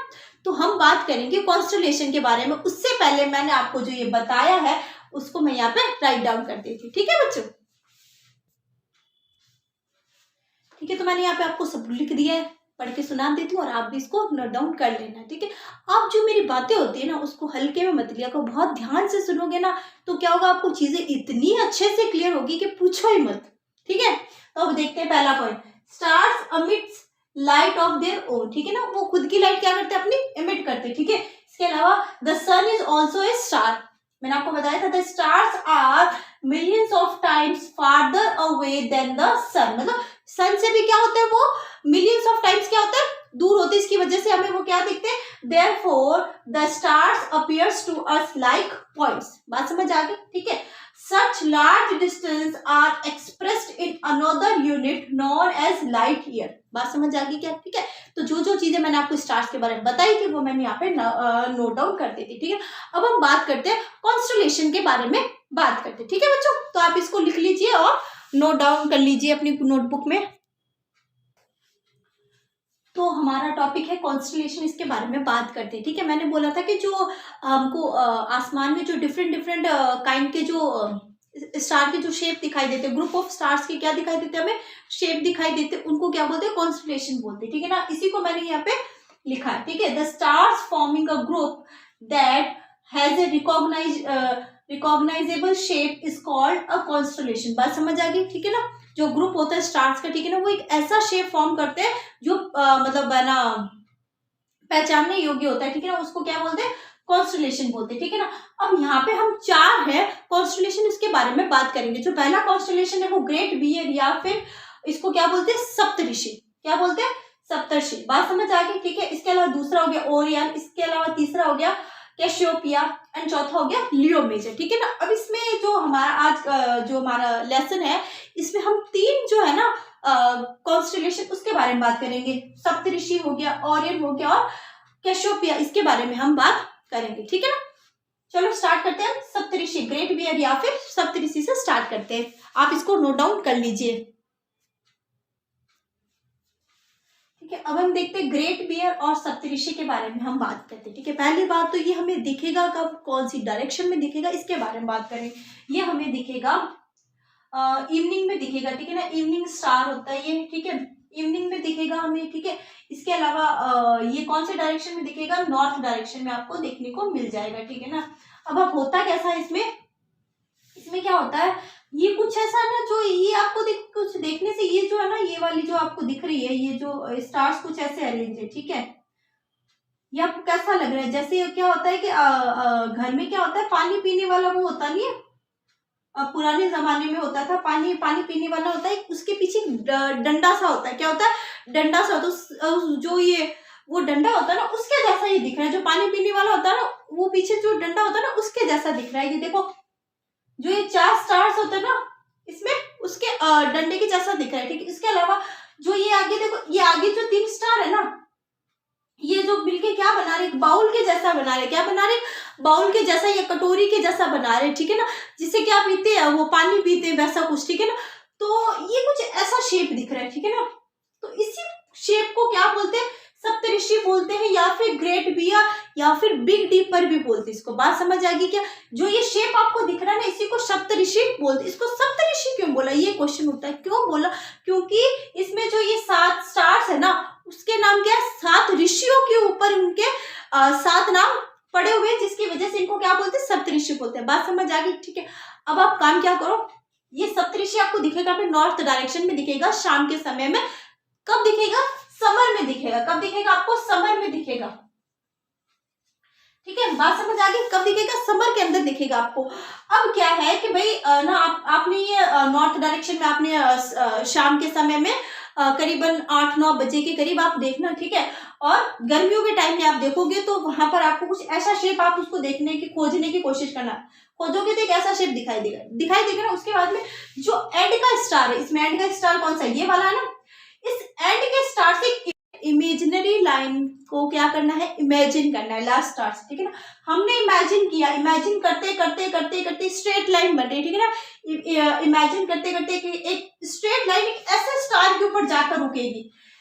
एक जो वो जिस इमेजिनरी लाइन को हम इमेजिन कर रहे हैं ना, वो इमेजिनरी लाइन एक ऐसे स्टार तक जाएगी, ठीक है ना, जो क्या होगा, थोड़ा कम चमकीला होगा। क्या होगा? थोड़ा कम चमकीला होगा, इतना ज्यादा ब्राइट नहीं होगा, बट वो बहुत ऊंचाई के ऊपर होगा, ठीक है ना। ऐसे स्टार के ऊपर जाकर रुकेगी, कौन सी डायरेक्शन में, नॉर्थ डायरेक्शन में, ठीक है ना। वो जिस स्टार के ऊपर जाकर रुकती है ना, वो इमेजिनरी लाइन, हम देखते हैं कि इमेजिनरी लाइन जाते जाते जाते एक उसी सीध में, उसी लाइन में एक हमें स्टार दिखाई दिया। वो स्टार क्या हो जाएगा? Pole star. उसको क्या बोलेंगे? Pole star. और हिंदी में बोले तो ध्रुव तारा। हमने सुना होगा ध्रुव सबसे ऊंचा, सुना है ना अपने मम्मी पापा से कहानियों में कि ध्रुव सबसे ऊंचा, ठीक है ना। तो यही ध्रुव तारा है जो क्या होता है, सबसे ऊंचा होता है, ठीक है ना। हम इस ध्रुव तारे को कैसे पहचान सकते हैं? सप्तऋषि होता है ना, सप्तऋषि कॉन्स्टलेशन के माध्यम से हम इस ध्रुव तारे को पहचान सकते हैं कि ध्रुव तारा कौन सी डायरेक्शन में है और कैसा है। बात समझ आ गई क्या? ठीक है। इस सप्तऋषि का जो एंड का जो स्टार होता है, उससे एक इमेजिनरी लाइन को क्या करना है, इमेजिन करना है। इमेजिन करेंगे तो वो इमेजिनरी लाइन जाते जाते जाते एक इस ऐसे स्टार पर जाएगी, वो जो क्या होगा, कम ब्राइट होगा, ठीक है, और बहुत ऊंचाई पे होगा। उसी स्टार को नॉर्थ डायरेक्शन में, ठीक है ना, उसी स्टार को क्या बोलेंगे, पोल स्टार बोलेंगे। बात समझ आएगी क्या? ठीक है। तो ये हो गया हमारा सप्तऋषि। आपको समझ आ गया अच्छे से? ठीक है। सप्तऋषि में कौन कौन सी चीजें होती है? तो सप्तऋषि में आपको पूछेंगे तो कितने स्टार्स होते हैं? 7 स्टार्स होते हैं। कितने स्टार्स होते हैं? 7 स्टार्स होते हैं सप्तऋषि में, ठीक है ना। और ये 7 स्टार्स है, इनके जो नाम है, किन के नाम के ऊपर पड़े हुए हैं? ऋषियों के नाम के ऊपर इनके नाम है, जिसके कारण इनको क्या नाम दिया? सप्तऋषि नाम दिया। बात समझ आ गई? ठीक है। इसके अलावा साइंस में इनके नाम क्या है? डिफरेंट है। बात समझ आ गई? अब हम सप्तऋषि के माध्यम से हम किसको पहचान सकते हैं? पोल स्टार को भी हम देख सकते हैं, ठीक है ना। तो आपको अगर मैं आपको पूछूं तो आपको पोल स्टार कौन से डायरेक्शन में दिखेगा? बताओ जरा, कौन से डायरेक्शन में दिखेगा? आप बोलोगे मैडम नॉर्थ डायरेक्शन में दिखेगा। ऑब्वियसली सही बात है, हमको कौन सी डायरेक्शन में दिखेगा पोल स्टार? नॉर्थ डायरेक्शन में दिखेगा, ठीक है। तो ये हो गया। अब हम बात करते हैं ओरियन के बारे में, ठीक है। तो अब हम बात करते हैं ओरियन के बारे में, बात करते हैं ओरियन कॉन्स्टलेशन के बारे में बात करते हैं। उसकी शेप कुछ ऐसी होती है जिसमें क्या है, बीच में क्या है, 3 स्टार है। 3 स्टार है ना, तो इसको क्या बोलते हैं? जो बीच में 3 स्टार, उसको बोलते हैं हंटर बोलते हैं। क्या बोलते हैं? हंटर बोलते हैं, ठीक है। वहीं पे उसके ऊपर की तरफ क्या है, 3 स्टार है, वहीं नीचे की तरफ क्या है, 2 स्टार है, ठीक है। ये शेप आपको कुछ ऐसा नहीं लग रहा जैसे क्या होते हैं, जो पुराने जमाने में जो राजा महाराजाओं के जो सैनिक होते थे, वो क्या करे हुए थे? भाला पकड़े हुए रहते थे ना हाथ में। हाथ में क्या रहते थे? अपनी सुरक्षा के लिए क्या पकड़े रहते थे? एक हाथ में भाला पकड़े रहते हुए थे, एक हाथ में तलवार पकड़े हुए रहते थे, ठीक है ना, जो भाला पकड़े हुए रहते थे ना, वैसा कुछ, जो भाले के जैसा कुछ ऐसा डायरेक्शन, मतलब शेप, इसको शेप हमें ये दिख रहा है, नहीं दिख रहा, ठीक है ना। तो ये जो होता है ना ओरियन, इसका शेप कुछ ऐसा होता है, ये क्या होता है, ओरियन होता है, ठीक है। अब इसमें से जो ये हंटर होता है ना, क्या होता है, हंटर होता है ना, इससे इमेजिनरी लाइन को क्या करना है, इमेजिन करने, सेंटर से ईस्ट डायरेक्शन में, कौन से डायरेक्शन में, आसमान में। हम इसको कब देखेंगे, इसको हम आसमान में देखेंगे इवनिंग के टाइम में, मतलब लेट इवनिंग में देखेंगे इसको, ठीक है ना, इवनिंग के टाइम में देखेंगे, ठीक है ना, आसमान में इसको इवनिंग के टाइम में देखेंगे। और कब देखेंगे, विंटर में देखेंगे, कब देखेंगे, विंटर में। लाइक अभी विंटर चल रहा है ना, तो आप इसको इवनिंग के टाइम में आप इसको देख सकते हो, ठीक है ना, लेट इवनिंग करीबन 7 बजे के करीब आप इसको देख सकते हो, ठीक है। आप इसको देखोगे कुछ ऐसा शेप दिखेगा, इस ऐसे शेप से जो बीच में जो हंटर होता है ना, इससे क्या करना है, इमेजिनरी लाइन को क्या करना, इमेजिन करना। आप इससे एक इमेजिनरी लाइन को इमेजिन करोगे तो ये इमेजिनरी लाइन एक ऐसे स्टार पर जाएगी, ऐसे स्टार पर जाएगी, ठीक है, कुछ ऐसे स्टार पर जाएगी जो क्या कर रहा होगा, चमक रहा होगा, ठीक है ना, ऐसे स्टार पर जाएगी। उस स्टार को क्या बोलते हैं, सीरियस बोलेंगे हम, क्या बोलेंगे, उस स्टार को सीरियस बोलेंगे। बात समझ आ गई क्या, ठीक है ना। ये जो इमेजिनरी लाइन है जिसको हम इमेजिन कर रहे हैं वो एक स्टार पर जाएगी और उस स्टार को क्या बोलते हैं, सीरियस बोलते हैं, ठीक है। सप्तऋषि से हमने कौन से स्टार को लोकेट किया, पोल स्टार को। वहीं पे ओरियन से हम कौन से स्टार को लोकेट करेंगे, ओरियन से हम करेंगे सीरियस स्टार को क्या करेंगे, लोकेट करेंगे। बात समझ आ गई, ठीक है। आपसे पूछे ओरियन से आप कौन से स्टार को लोकेट करेंगे, सीरियस स्टार को हम लोकेट करेंगे। बात समझ आएगी, ठीक है। और कौन से डायरेक्शन में होगा, हम ओरियन को ईस्ट, किसमें, कौन सी डायरेक्शन में, ईस्ट डायरेक्शन में सीरियस स्टार को क्या करेंगे, लोकेट करेंगे। बात समझ आएगी, ये इमेजिनरी लाइन है कौन सी डायरेक्शन में होनी चाहिए, ईस्ट डायरेक्शन में होनी चाहिए, ठीक है। ये हो गया हमारा ओरियन। बात समझ आ गई। विंटर के समय में, शाम के समय में हम इसको देख सकते हैं। अब हम बात करते हैं कैसियोपिया के बारे में बात करते हैं, ठीक है। ये ना कब दिखेगा, विंटर में दिखेगा, कौन सी डायरेक्शन में दिखेगा, नॉर्थ डायरेक्शन में। आपको कुछ ऐसी शेप दिखाई देगी, कैसी लग रही है, देखो WM के जैसी दिख रही, नहीं दिख रही, ऑब्वियसली ये WM के जैसी हमें दिख रही है, ठीक है ना। तो WM के जैसी जो शेप दिखेगी वो कौन सा होगा, कॉन्स्टेलेशन होगा कैसियोपिया, ठीक है। और विंटर में दिखेगा, और कब दिखेगा, रात के समय में दिखेगा हमें, ठीक है ना। कितने स्टार्स है इसमें, 5 स्टार्स है। बात समझ आ गई। इसके अलावा हमने एक बात करती थी, लियो मेजर के बारे में बात करी थी, ठीक है ना। उसकी डायरेक्शन कुछ ऐसी है, जो शेप है उसकी कुछ ऐसी है, लाइक एक जो माउस है ना उसके जैसी कुछ ऐसी शेप है उसकी, ठीक है, ठीक है ना, कुछ ऐसी माउस के जैसे क्या है उसकी शेप है, ठीक है ना। लियो मेजर की क्या है, कुछ ऐसी माउस के जैसी उसकी शेप है। बात समझ आ गई। आप ये डायग्राम देख रहे हैं, इसमें जो सेंटर में है वो क्या है, सन है, क्या है, जो सेंटर में है वो क्या है, सन। और इसके जो अराउंड रिवॉल्विंग जो ऑब्जेक्ट्स है ना, इसके जो अराउंड जो भी जो ऑब्जेक्ट्स जो घूम रहे हैं ना उनको बोलते हैं क्लेस्टियल बॉडीज, ठीक है ना। सन के चारों तरफ जो क्लेस्टियल बॉडीज घूमती है ना वो सब मिलके किसका निर्माण करते हैं, सोलर सिस्टम का। किसका निर्माण करते हैं, सोलर सिस्टम का। अगर मैं सोलर सिस्टम को आसान वर्ड में आपको समझाना चाहूं तो sun plus celestial bodies is equal to क्या हो जाएगा, सोलर सिस्टम। बात समझ आ रही नहीं आ रही, sun plus celestial bodies is equal to solar system. इस सन के चारों तरफ ये क्लेस्टियल बॉडीज क्या करती रहती है, घूमती रहती है, ठीक है ना। ये घूमती रहती है और क्या किसका निर्माण करती है, सोलर सिस्टम का निर्माण करते हैं। बात समझ आ गई। अब मैंने यहाँ पे वर्ड यूज किया क्लेस्टियल बॉडी, इसमें कौन कौन से आते हैं, इसमें क्या क्या आता है उसके बारे में हम बात करते हैं, ठीक है। जो क्लेस्टियल बॉडीज है इसके अंतर्गत आते हैं प्लैनेट्स, एस्ट्रॉइड्स, मीटियोर्स, कॉमेट्स। क्या क्या आते हैं इसके अंतर्गत, जो क्लेस्टियल बॉडीज है इसके अंतर्गत, देखो रिपीट कर देती हूँ मैं, एस्ट्रॉइड्स, मीटियोर्स, कॉमेट्स, ठीक है ना, ये सब चीजें इसके अंतर्गत आती है। अब हम बात करें, और प्लैनेट्स, ठीक है ना। अब हम बात करेंगे ये जो हमने सोलर सिस्टम बनाया है ना इसके बारे में बात करेंगे, ठीक है। सोलर सिस्टम के सेंटर में क्या होता है, सन होता है। कहाँ पे होता है, सेंटर में होता है। सोलर सिस्टम के सेंटर में होता है सन। यहाँ पे हमारे सेंटर में ये है जो काला काला आपको दिख रहा है ना, ये क्या है, सन है। बात समझ आ गई। अब देखो ये बाकी के जो मैंने नाम लिखे हुए ना, देखो mercury, Venus, Earth, Mars, Jupiter, Saturn, Uranus और नेपच्यून, ये सब क्या है? प्लैनेट्स है। और ये जो आपको पट्टी दिख रही है ऐसे डॉट डॉट डॉट डॉट बनाई हुई, ये जो बेल्ट सा दिख रहा है, इसको बोलते हैं एस्ट्रॉइड बेल्ट। क्या बोलते हैं? इसको बोलते हैं एस्ट्रॉइड बेल्ट, ठीक है ना, एस्ट्रॉइड बेल्ट बोलते हैं इसको, ठीक है। ये प्लैनेट्स हो गए, कितने प्लैनेट होते हैं? 8 प्लैनेट होते हैं, ठीक है। और ये जो आपको दिख रहा है जो ऐसे डॉट डॉट सा बना रखा है, इसको बोलते हैं एस्ट्रॉइड बेल्ट। बात समझ आ गई, ठीक है। अब हम बात करेंगे कि जो एस्ट्रॉइड बेल्ट के जो अंदर है ना, उनको बोलते हैं इनर प्लैनेट्स, ठीक है। और जो एस्ट्रॉइड बेल्ट के बाहर है ना, उसको बोलते हैं आउटर प्लैनेट, ठीक है। एस्ट्रॉइड बेल्ट के इनर कितने प्लैनेट है? 4 प्लैनेट है। वहीं पे एस्ट्रॉइड बेल्ट के बाहर की तरफ कितने हैं? 4 प्लैनेट है, ठीक है। तो इनर प्लैनेट कितने हो गए? 4। आउटर प्लैनेट कितने हो गए? 4। अब इनर प्लैनेट्स 4 कौन कौन से हैं? Mercury, Venus, Earth, Mars. Inner planets कौन कौन से हो गए? मर्क्यूरी, वीनस, अर्थ, मार्स, ठीक है। वहीं पे आउटर प्लैनेट्स कौन से हो गए? जो एस्ट्रॉइड बेल्ट के बाहर की तरफ है। एस्ट्रॉइड बेल्ट के बाहर कौन कौन है? जुपिटर, सैटर्न, यूरेनस और नेपच्यून। बात समझ आ गई, ठीक है। अब ये आप बोलोगे मैडम ये नाम याद नहीं होते मेरे को। सही बात है, हम भी बच्चे थे, हमें भी नाम याद नहीं होते थे। तो इसके लिए आपको एक कहानी सुनाती हूँ, ठीक है। ध्यान से सुनना, ठीक है। ध्यान से सुनोगे ना, हर एक वर्ड में आपको कुछ ना कुछ यहाँ पे याद करने को मिलेगा, ठीक है। तो मैं क्या गई? स्पेस में गई। कहाँ गई? स्पेस में गई। वहां पे मुझे एलियन मिली थी एक, उसका नाम क्या था? वीनू, ठीक है ना। एक वीनू नाम की क्या मिली? एलियन मिली। वो बड़ी रो रही थी। मैंने उसको पूछा, मैंने कहा क्या हुआ तेरे को? तो वो बोलती है मेरा भाई नेपच्यून है वो खो गया। वो कहती है मेरा भाई नेपच्यून क्या हो गया? खो गया।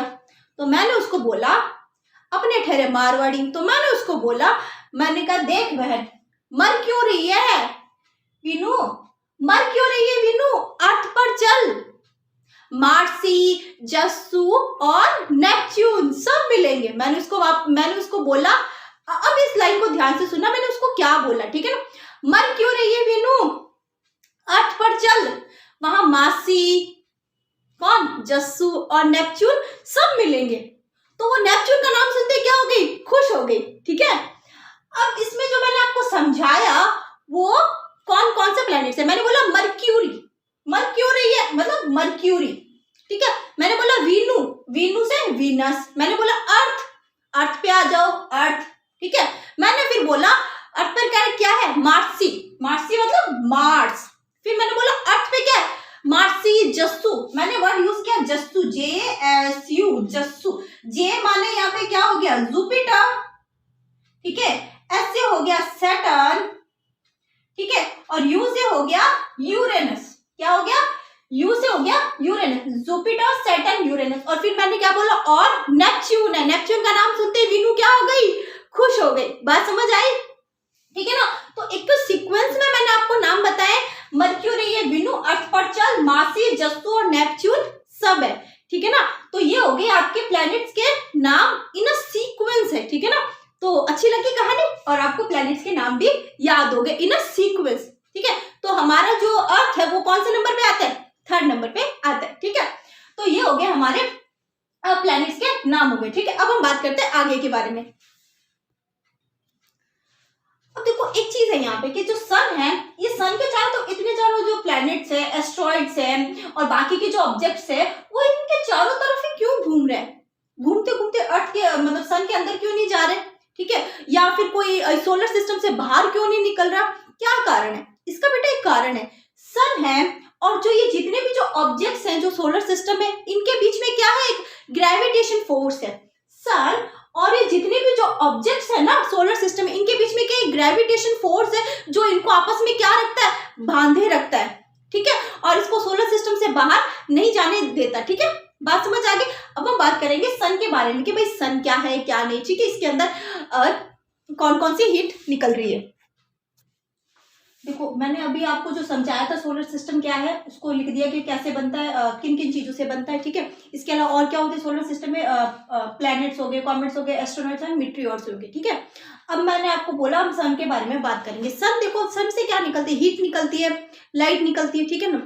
वो जो हीट और लाइट होती है ना, वो हमारे अर्थ में हम जितने भी जो ह्यूमन बींग्स है, ठीक है, और जितने भी जो प्लांट्स है, उन सब के लिए कितनी फायदेमंद है। वो आप सभी लोगों को पता है, जो प्लांट्स है, प्लांट्स क्या करते हैं, उस जो लाइट होती है, सन की जो लाइट रे होती है, उसे क्या करते हैं, फोटोसिंथेसिस करते हैं, फोटोसिंथेसिस करते हैं, जिससे फूड बनता है, फूड आगे फूड साइकिल में, फूड चेन में जाके हम तक भी आता है, ठीक है ना, और हमें भी वही फूड जो प्लांट्स बनाते हैं वो हमें फूड मिलता है, ठीक है ना। तो हमारी एनर्जी का सोर्स क्या है, एंड ऑफ द डे हमारी एनर्जी का सोर्स क्या है, सन है, ठीक है। तो ये क्या करता है, बहुत ज्यादा अमाउंट में क्या करता है, लाइट है ना एमिट करता है, ठीक है ना, और कंटिन्यूअसली एमिट करता रहता है। ऐसा नहीं है कि इसने कंटिन्यूअसली दिन मतलब कंटिन्यूअसली, हमारे यहाँ पे हम बोलते हैं कि भाई अभी अस्त हो गया, ठीक है ना, अगेन मॉर्निंग में, पर वो अपना काम तो कंटिन्यूअसली कर रहा है, ठीक है ना। जैसे हमारे बॉडी में हमारा हार्ट क्या रहता है, 24 आवर क्या करता रहता है, बीट करता रहता है ना, वैसे ही जो सन है वो हमेशा कंटिन्यूअसली ह्यूज अमाउंट में क्या करता रहता है, लाइट को एमिट करता रहता है, ठीक है। तो हमने लिखा है the sun is the near star from us, ठीक है ना। ऑब्वियसली सन क्या है, एक स्टार है, ठीक है, मैंने आपको पहले ही बता रखा। और सबसे जो नजदीक स्टार है हमसे वो कौन है, सन ही है, ठीक है। तो sun is the nearest star from us, it emits huge amount of heat and light on earth and other planets. Sun is the source of almost all energy, ठीक है। हमारे चाहे हमारे प्लैनेट हो या फिर जो दूसरे प्लैनेट्स है, वहां पर भी हीट और जो लाइट है और एनर्जी है उसका सोर्स क्या है, सन ही है। बात समझ आ गई, ठीक है। तो अभी हम बात करते हैं नेक्स्ट, दूसरी बात करते हैं, ठीक है। तो इसको आपको नोट डाउन कर लीजिए। अब हम बात करेंगे प्लैनेट्स के बारे में बात करेंगे। देखो अब हम बात करते हैं प्लैनेट्स के बारे में। हमने कितने प्लैनेट्स पढ़े, 8 प्लैनेट्स हमने, उनके नाम हमने पढ़े, ठीक है। अब जो 8 प्लैनेट्स होते हैं वो हमें दिखते कैसे हैं, लुक लाइक अ स्टार, ठीक है। और उनकी खुद की क्या होती है, लाइट भी नहीं होती। स्टार होते, स्टार की क्या होती है, खुद की लाइट होती है, पर प्लैनेट्स की खुद की लाइट नहीं होती। लाइट नहीं होती तो फिर वो चमकते कैसे, वो चमकते हैं, क्या करते हैं, सन की जो क्या करती है, लाइट क्या करती है, उनके ऊपर रिफ्लेक्ट होके हमारी आंखों पे गिरती है, जिससे वो ब्राइट करती है, ठीक है। हमें ब्राइट करते हुए, चमकते हुए हमें दिखते हैं। बात समझ आ गई, ठीक है। अब आप बोलोगे कि मैडम जो स्टार होते हैं प्लैनेट के बीच में डिफरेंस कैसे करेंगे। जैसे मैंने आपको प्रीवियस जो वीडियोस है उसमें बता रखा है कि जो स्टार्स होते हैं वो क्या करते हैं, ट्विंकल करते हैं, ठीक है ना, ट्विंकलिंग ट्विंकलिंग लाइक ऐसा बोले तो चमचमाते हैं, ठीक है, ज्यादा वैसे चमचमाते लाइक बंद चालू ऐसे, ठीक है। वहीं पे जो प्लैनेट्स होते हैं वो ब्राइट मतलब ट्विंकल नहीं करते, ठीक है। तो इन दोनों के बीच में ये डिफरेंस है कि प्लांट्स को कैसे पहचानो, जो सॉरी प्लैनेट्स है उनको कैसे पहचानोगे और स्टार्स को कैसे पहचानोगे, ठीक है। इसके अलावा अब हम बात करते हैं जो प्लैनेट्स होते हैं ना वो क्या करते हैं, सन के चारों तरफ क्या लगाते हैं, चक्कर लगाते हैं। अब चक्कर लगाते कैसे हैं, ये देखो, ये बात समझने वाली, ठीक है। प्लैनेट्स होते हैं ना, ये ना सन के चारों तरफ चक्कर लगाते हैं, कुछ यूं लगाते हैं। एक तो लगाते हैं, अब यहाँ पे अपने एक्सिस पे लगाते हैं। मैंने बोला कि खुद ही क्या कर जाते हैं, पूरे घूम जाते हैं, ठीक है ना। एक तो क्या करते हैं, खुद ही पूरे घूम गए लाइक यूं, ठीक है।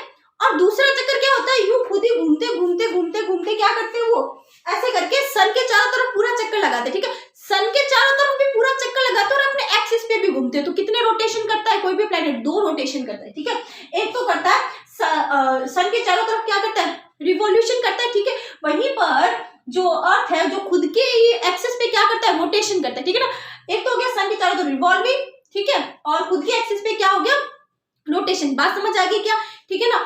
तो फिर 2 रोटेशन हमने देख लिए इसके, जो ये मूवमेंट करता है, ठीक है ना। 2 मूवमेंट होते हैं, एक तो हो गया रिवॉल्व और हो गया एक रोटेशन, ठीक है।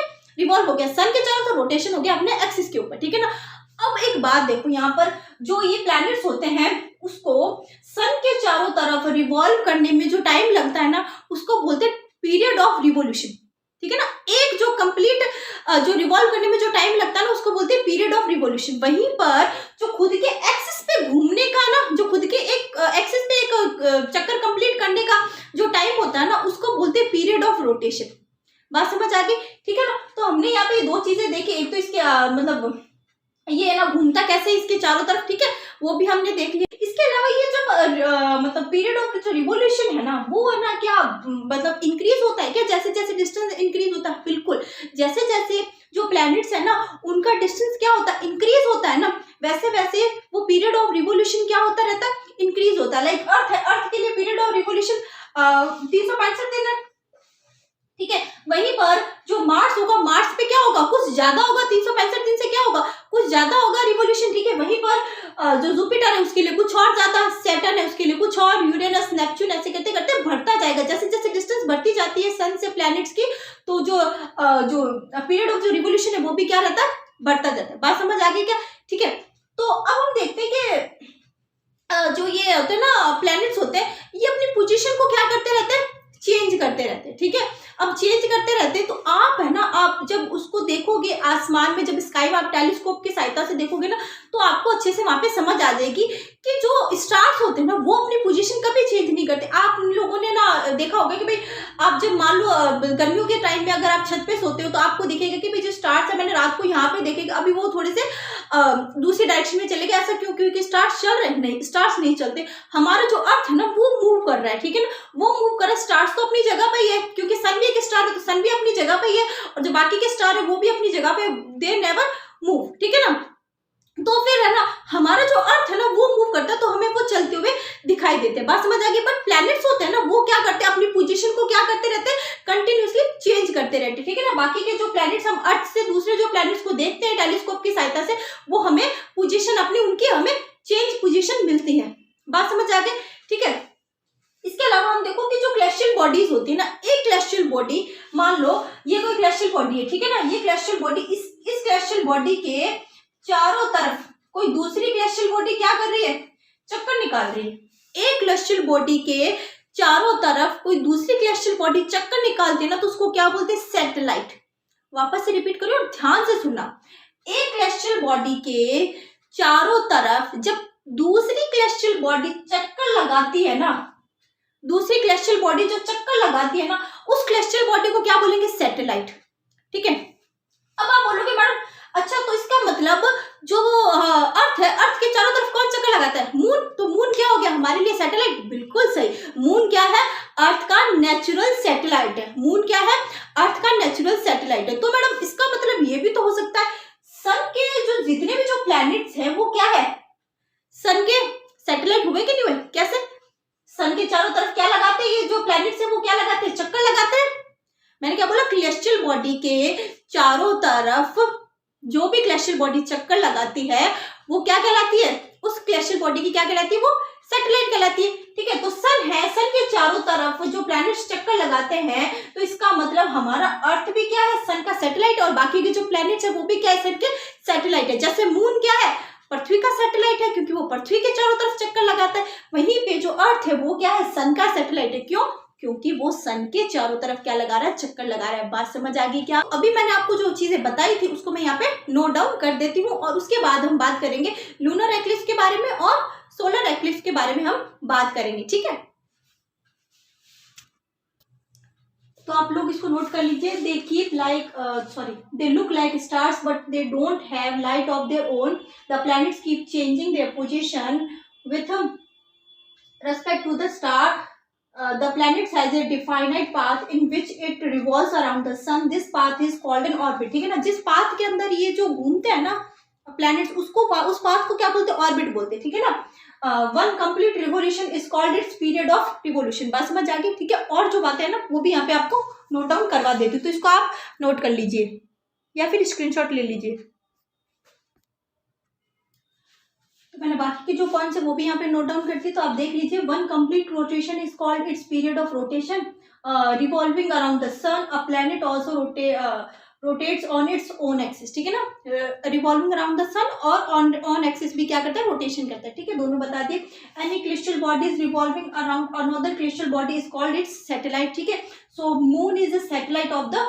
बात समझ आ गई? अब हम बात करेंगे लूनर एक्लिप्स और सोलर एक्लिप्स के बारे में बात करेंगे। So ready for it, screenshot ले लीजिए।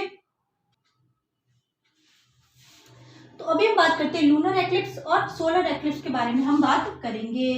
तो आपको इसको समझने के लिए क्या करना है, पहले तो आपको इसको पढ़ेंगे। ठीक है ना, the shadow of the earth falls on the moon, it causes lunar eclipse. ठीक है ना, जो ये बोल रहा है कि जो अर्थ का जो शेडो होता है ना वो किसके ऊपर गिरता है, मून के ऊपर गिरता है ना, तो वहां पर क्या होता है, लूनर एक्लिप्स मतलब चंद्र ग्रहण होता है। आपने बहुत सुना होगा, घरों अपने घर में ही सुना होगा, सूर्य ग्रहण या चंद्र ग्रहण है। ठीक है ना, तो ये क्यों होता है, बिकॉज ऑफ द जो अर्थ का जो शेडो है वो किसके ऊपर गिरता है, मून के ऊपर। अब मून के ऊपर कब गिरेगा अर्थ का शेडो, इस सिचुएशन क्या होगी, सूर्य अर्थ और मून के बीच में ये कैसे अरेंज होंगे, तब जो है ना जो अर्थ का शेडो है वो मून के ऊपर गिरेगा। अब देखो होता क्या है ये सामने क्या है, सन है, ठीक है।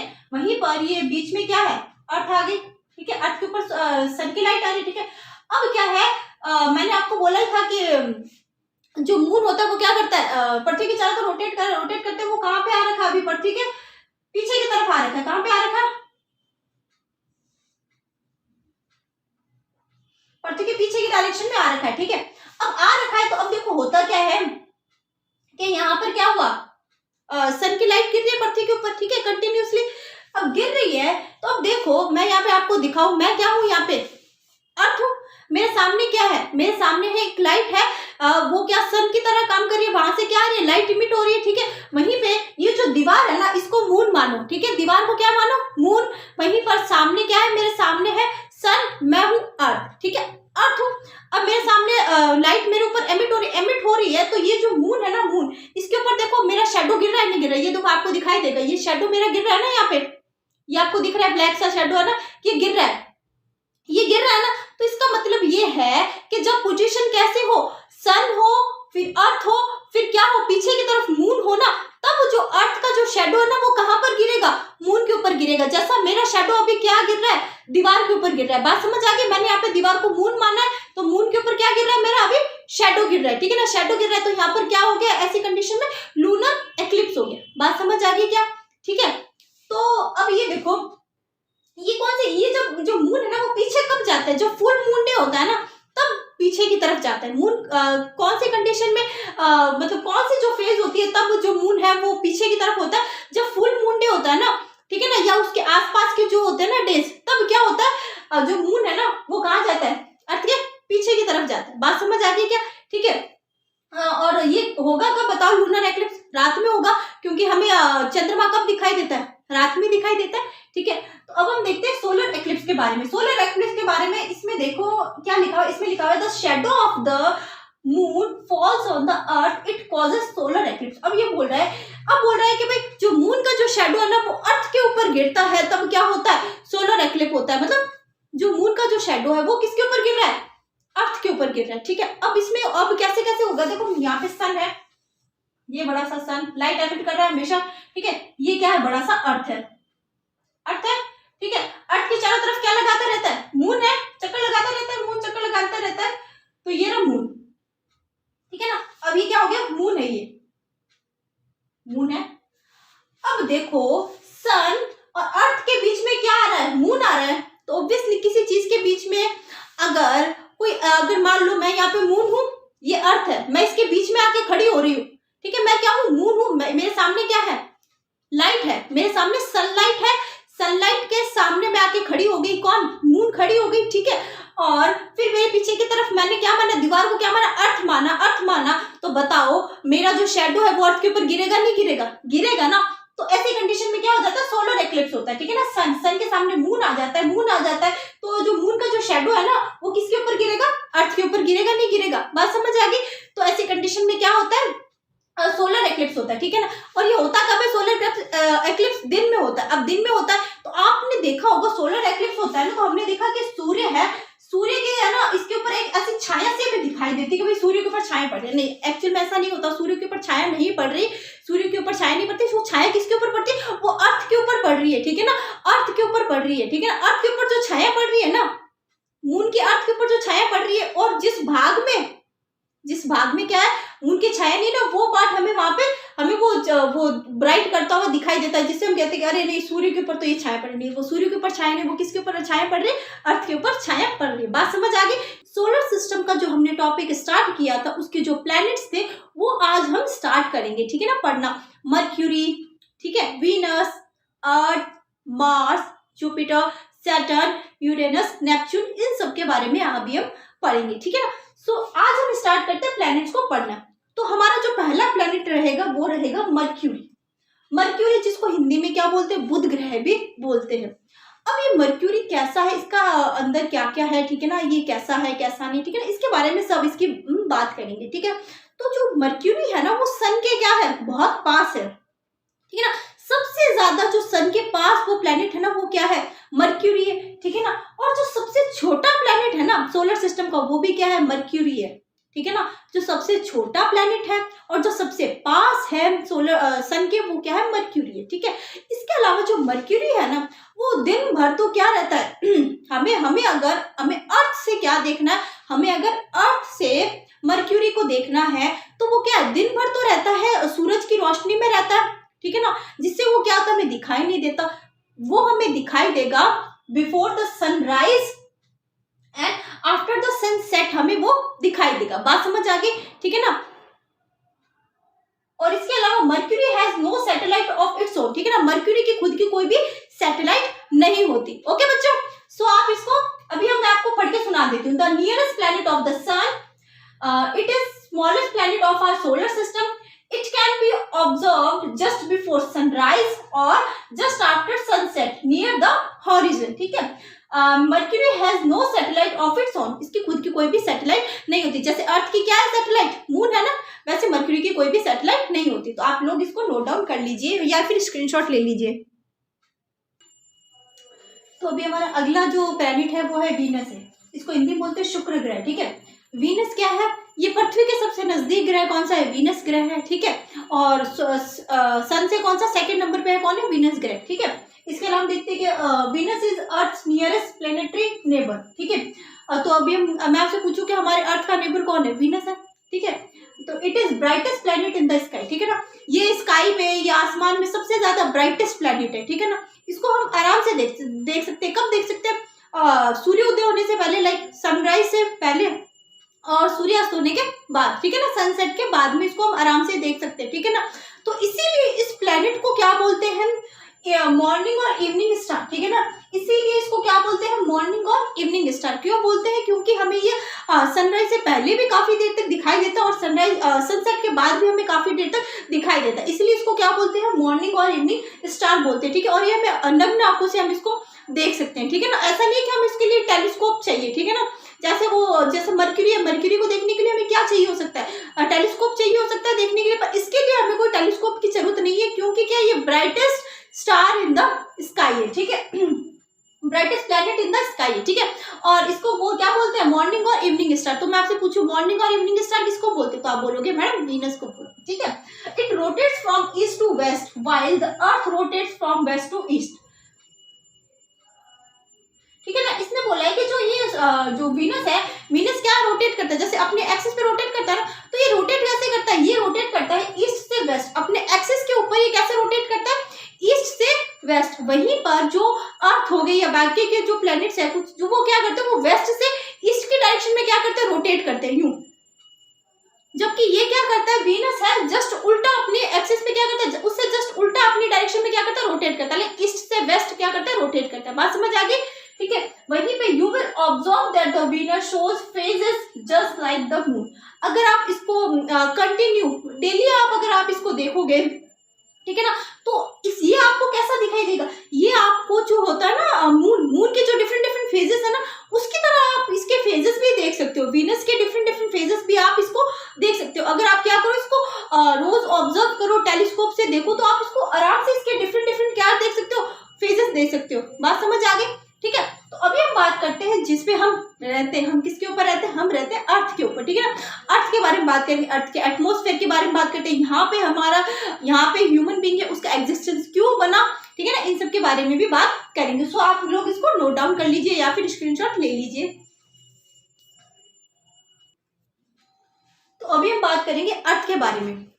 अर्थ is the only planet in the solar system on which life is known to exist. अब यहाँ पे हमने बोला कि earth is the only planet, ठीक है ना, जहां पर क्या है, लाइट है, मतलब लाइफ है, ठीक है ना, वहां पे लाइफ है, लोग रह रहे हैं, ह्यूमन बींग्स है, ठीक है ना। तो ऐसा क्यों है, क्या कारण है कि भाई ओनली अर्थ ही ऐसा प्लैनेट है जहां पर लाइफ एग्जिस्ट करती है, क्यों भाई ऐसा इसलिए है। देखो पहली बात तो यहाँ पर स्पेशल एनवायरमेंटल कंडीशन। अब स्पेशल एनवायरमेंटल कंडीशन क्या है, देखो पहली बात तो यहाँ पर क्या है कि सन से अर्थ की क्या एक अच्छी डिस्टेंस है, ठीक है ना, एक राइट डिस्टेंस है, सन की और अर्थ की क्या एक अच्छी डिस्टेंस है, जिसके कारण क्या है कि वहां का जो टेम्परेचर है ना अर्थ का, वो एकदम उसके रेंज में है, जो लाइफ है जिस रेंज में जिस टेम्परेचर में लीव कर सकती है वैसा टेम्परेचर है वहां पर, ठीक है।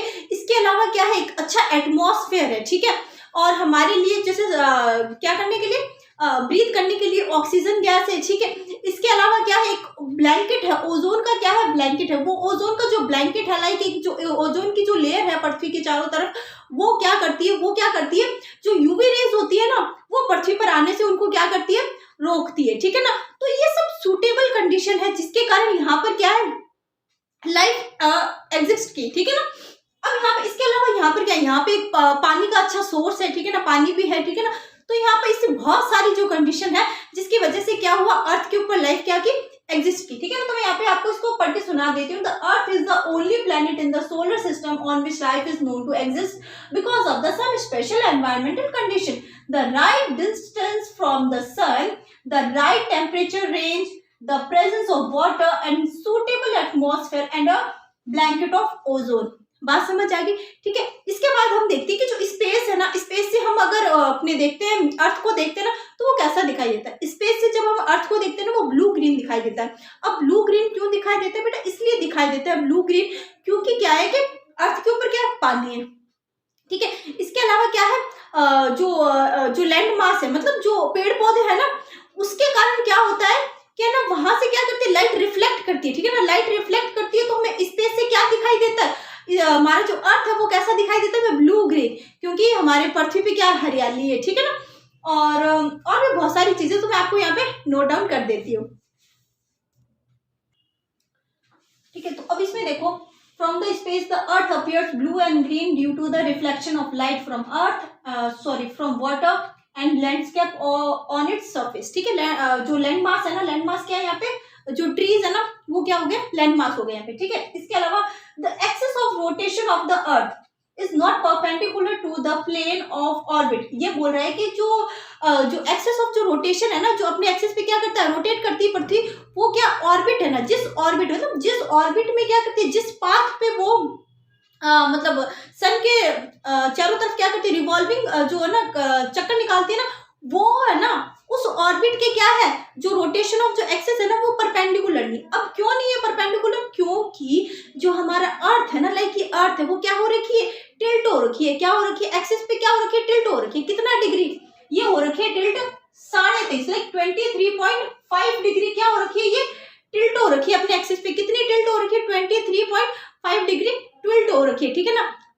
ऊपर से इतना और नीचे से भी इतना, तो ऐसे करके टोटल कितना हो गया टिल्ट, 66.5 डिग्री क्या होगी, टोटल ऑर्बिट पे कितना टिल्ट कर रही है ये ऑर्बिट, जो प्लेन है ना, उस पे टोटल कितना टिल्ट कर रही है, ये 66.5 डिग्री, ठीक है ना। तो ऐसे करके इसकी वजह से क्या होता है, इसके परपेंडिकुलर नहीं होता। इसकी वजह से क्या होता है कि जो अर्थ है ना, अर्थ में आपने वेरियस सीजन देखे होंगे, लाइक कभी विंटर, कभी समर, कभी रेनी सीजन, ठीक है ना, कभी स्प्रिंग सीजन, ठीक है ना। तो आपने जो सीजन वगैरह देखे ना, बिकॉज ऑफ द टिल्ट, ठीक है ना, जो पृथ्वी अपने एक्सिस पे क्या रखी है, टिल्ट हो रखी है ना, इसी के कारण क्या होता है, ये बहुत सारे सीजन्स वगैरह पृथ्वी पर आते हैं, ठीक है। और हमें सभी को पता है कि जो अर्थ होता है ना, उसका सिर्फ और सिर्फ क्या है, एक ही मून है, ठीक है ना। तो यहाँ पे आपको पढ़ के सुना देती हूँ। The axis of rotation of the earth is not perpendicular to the plane of orbit, the tilt is responsible for the change of reason of season on the earth, ठीक है ना। इसके अलावा the earth has only one moon. बात समझ आ गई, ये मैंने आपको अर्थ की सारी चीजें बता दी। लाइक अर्थ, यहाँ पे अर्थ के ऊपर लाइफ क्यों एग्जिस्ट किया, because of the special environmental condition, क्या टेम्परेचर, सूटेबल टेम्परेचर, वाटर, ठीक है। इसके अलावा जो एटमॉस्फेयर है, ओजोन लेयर है, ठीक है ना, इन सब के कारण वहां पे क्या किया, लाइफ वहां पे एग्जिस्ट किया, ठीक है। इसके अलावा यहाँ पे क्या है, स्पेस से देखते हैं तो पृथ्वी हमें ब्लू एंड ग्रीन दिखाई देती है। क्यों दिखाई देती है, क्योंकि वाटर से और जो लैंड मास, लाइक जो ट्रीज है, लैंड मास, उनसे क्या होती है, लाइट रिफ्लेक्ट होके वो कैसे दिखती है, ब्लू एंड ग्रीन दिखाई देती है। बात समझ आ गई। इसके अलावा हमने देखा कि जो एक्सिस ऑफ जो रोटेशन है, वो ऑर्बिट प्लेन के क्या बिल्कुल परपेंडिकुलर नहीं है। क्यों नहीं है परपेंडिकुलर, बिकॉज वो क्या करती है, अपने एक्सिस के ऊपर क्या रखी है, टिल्ट हो रखी है, ठीक है ना। बात समझ आ गई, सो आप इसको नोट डाउन कर लीजिए। सो अभी हमारा जो नेक्स्ट जो प्लैनेट है वो है Mars. It appears slightly reddish and therefore it is also called the red planet, ठीक है ना। जो ये मार्स है ना, ये कैसा दिखता है, ये क्या है, रेडिश है, ठीक है ना। और इसकी वजह से इसको क्या बोलते हैं, रेड प्लैनेट बोलते हैं, ठीक है ना। दिखने में कैसा होता है, मार्स रेड होता है, ठीक है ना, इसलिए इसको क्या बोलते हैं, रेड प्लैनेट भी बोलते हैं, ठीक है ना। इसके अलावा जो मार्स है ना, इसके ना खुद के क्या है, 2 नेचुरल सैटेलाइट है। कितने?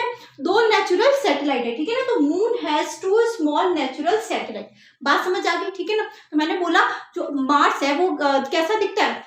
रेडिश दिखता है, इसीलिए इसको रेड प्लैनेट बोलते हैं। इसके अलावा जो मार्स है उसके खुद के कितने प्लैनेट कितने नेचुरल सैटेलाइट होते हैं? 2 नेचुरल सैटेलाइट होते हैं। बात समझ आ गई, ठीक है। अब यहाँ पे एक बहुत ही इंपॉर्टेंट बात और बहुत ही गर्व की बात इंडिया के लिए कि इसरो ने, जो हमारी इंडियन स्पेस एजेंसी है ना इसरो, इसने यहाँ पे इंडिया का जो फर्स्ट जो मार्स ऑर्बिटर मिशन था ना वो लॉन्च किया इन्होंने। कब लॉन्च किया? इन्होंने लॉन्च किया 5 नवंबर 2013 को। इन्होंने जो फर्स्ट जो मार्स जो मिशन था मंगलयान, क्या नाम था उसका? मंगलयान। उसको इन्होंने 5 नवंबर 2013 को क्या किया? लॉन्च किया। तो फिर वो जो मंगलयान था ना वो सक्सेसफुली कहाँ पे? मार्स के ऑर्बिट में क्या हो गया? प्लेस्ड हो गया। कब हुआ प्लेस? 24 सितंबर और 2014 में। कब प्लेस हुआ वो सक्सेसफुली? 24 सितंबर 2014 में क्या हो गया? वो जो हमने भेजा था ना मंगलयान मिशन, वो मार्स के ऑर्बिट में क्या हो गया? मार्स के ऑर्बिट में सक्सेसफुली क्या हो गया? प्लेस्ड हो गया। बात समझ आ गई। अब आप बोलोगे ऑर्बिट कैसे? ऑर्बिट लाइक जैसे वो सन के चारों तरफ जिस ऑर्बिट में घूम रहा है ना उस ऑर्बिट में क्या हो गया? वो प्लेस्ड हो गया, ठीक है ना। तो ये क्या है? एक बहुत ही हमारे इंडिया के लिए क्या है? गर्व की बात है। और ऐसा करने वाला और फर्स्ट अटेम्प्ट में, ठीक है ना, फर्स्ट अटेम्प्ट में हमने क्या किया था? ये पास किया था। बात समझ आ गई क्या? ठीक है ना। तो फर्स्ट अटेम्प्ट में ये सक्सेस हासिल करने वाला इंडिया क्या बन गई? पहली कंट्री बन गई। बात समझ आ गई, ठीक है।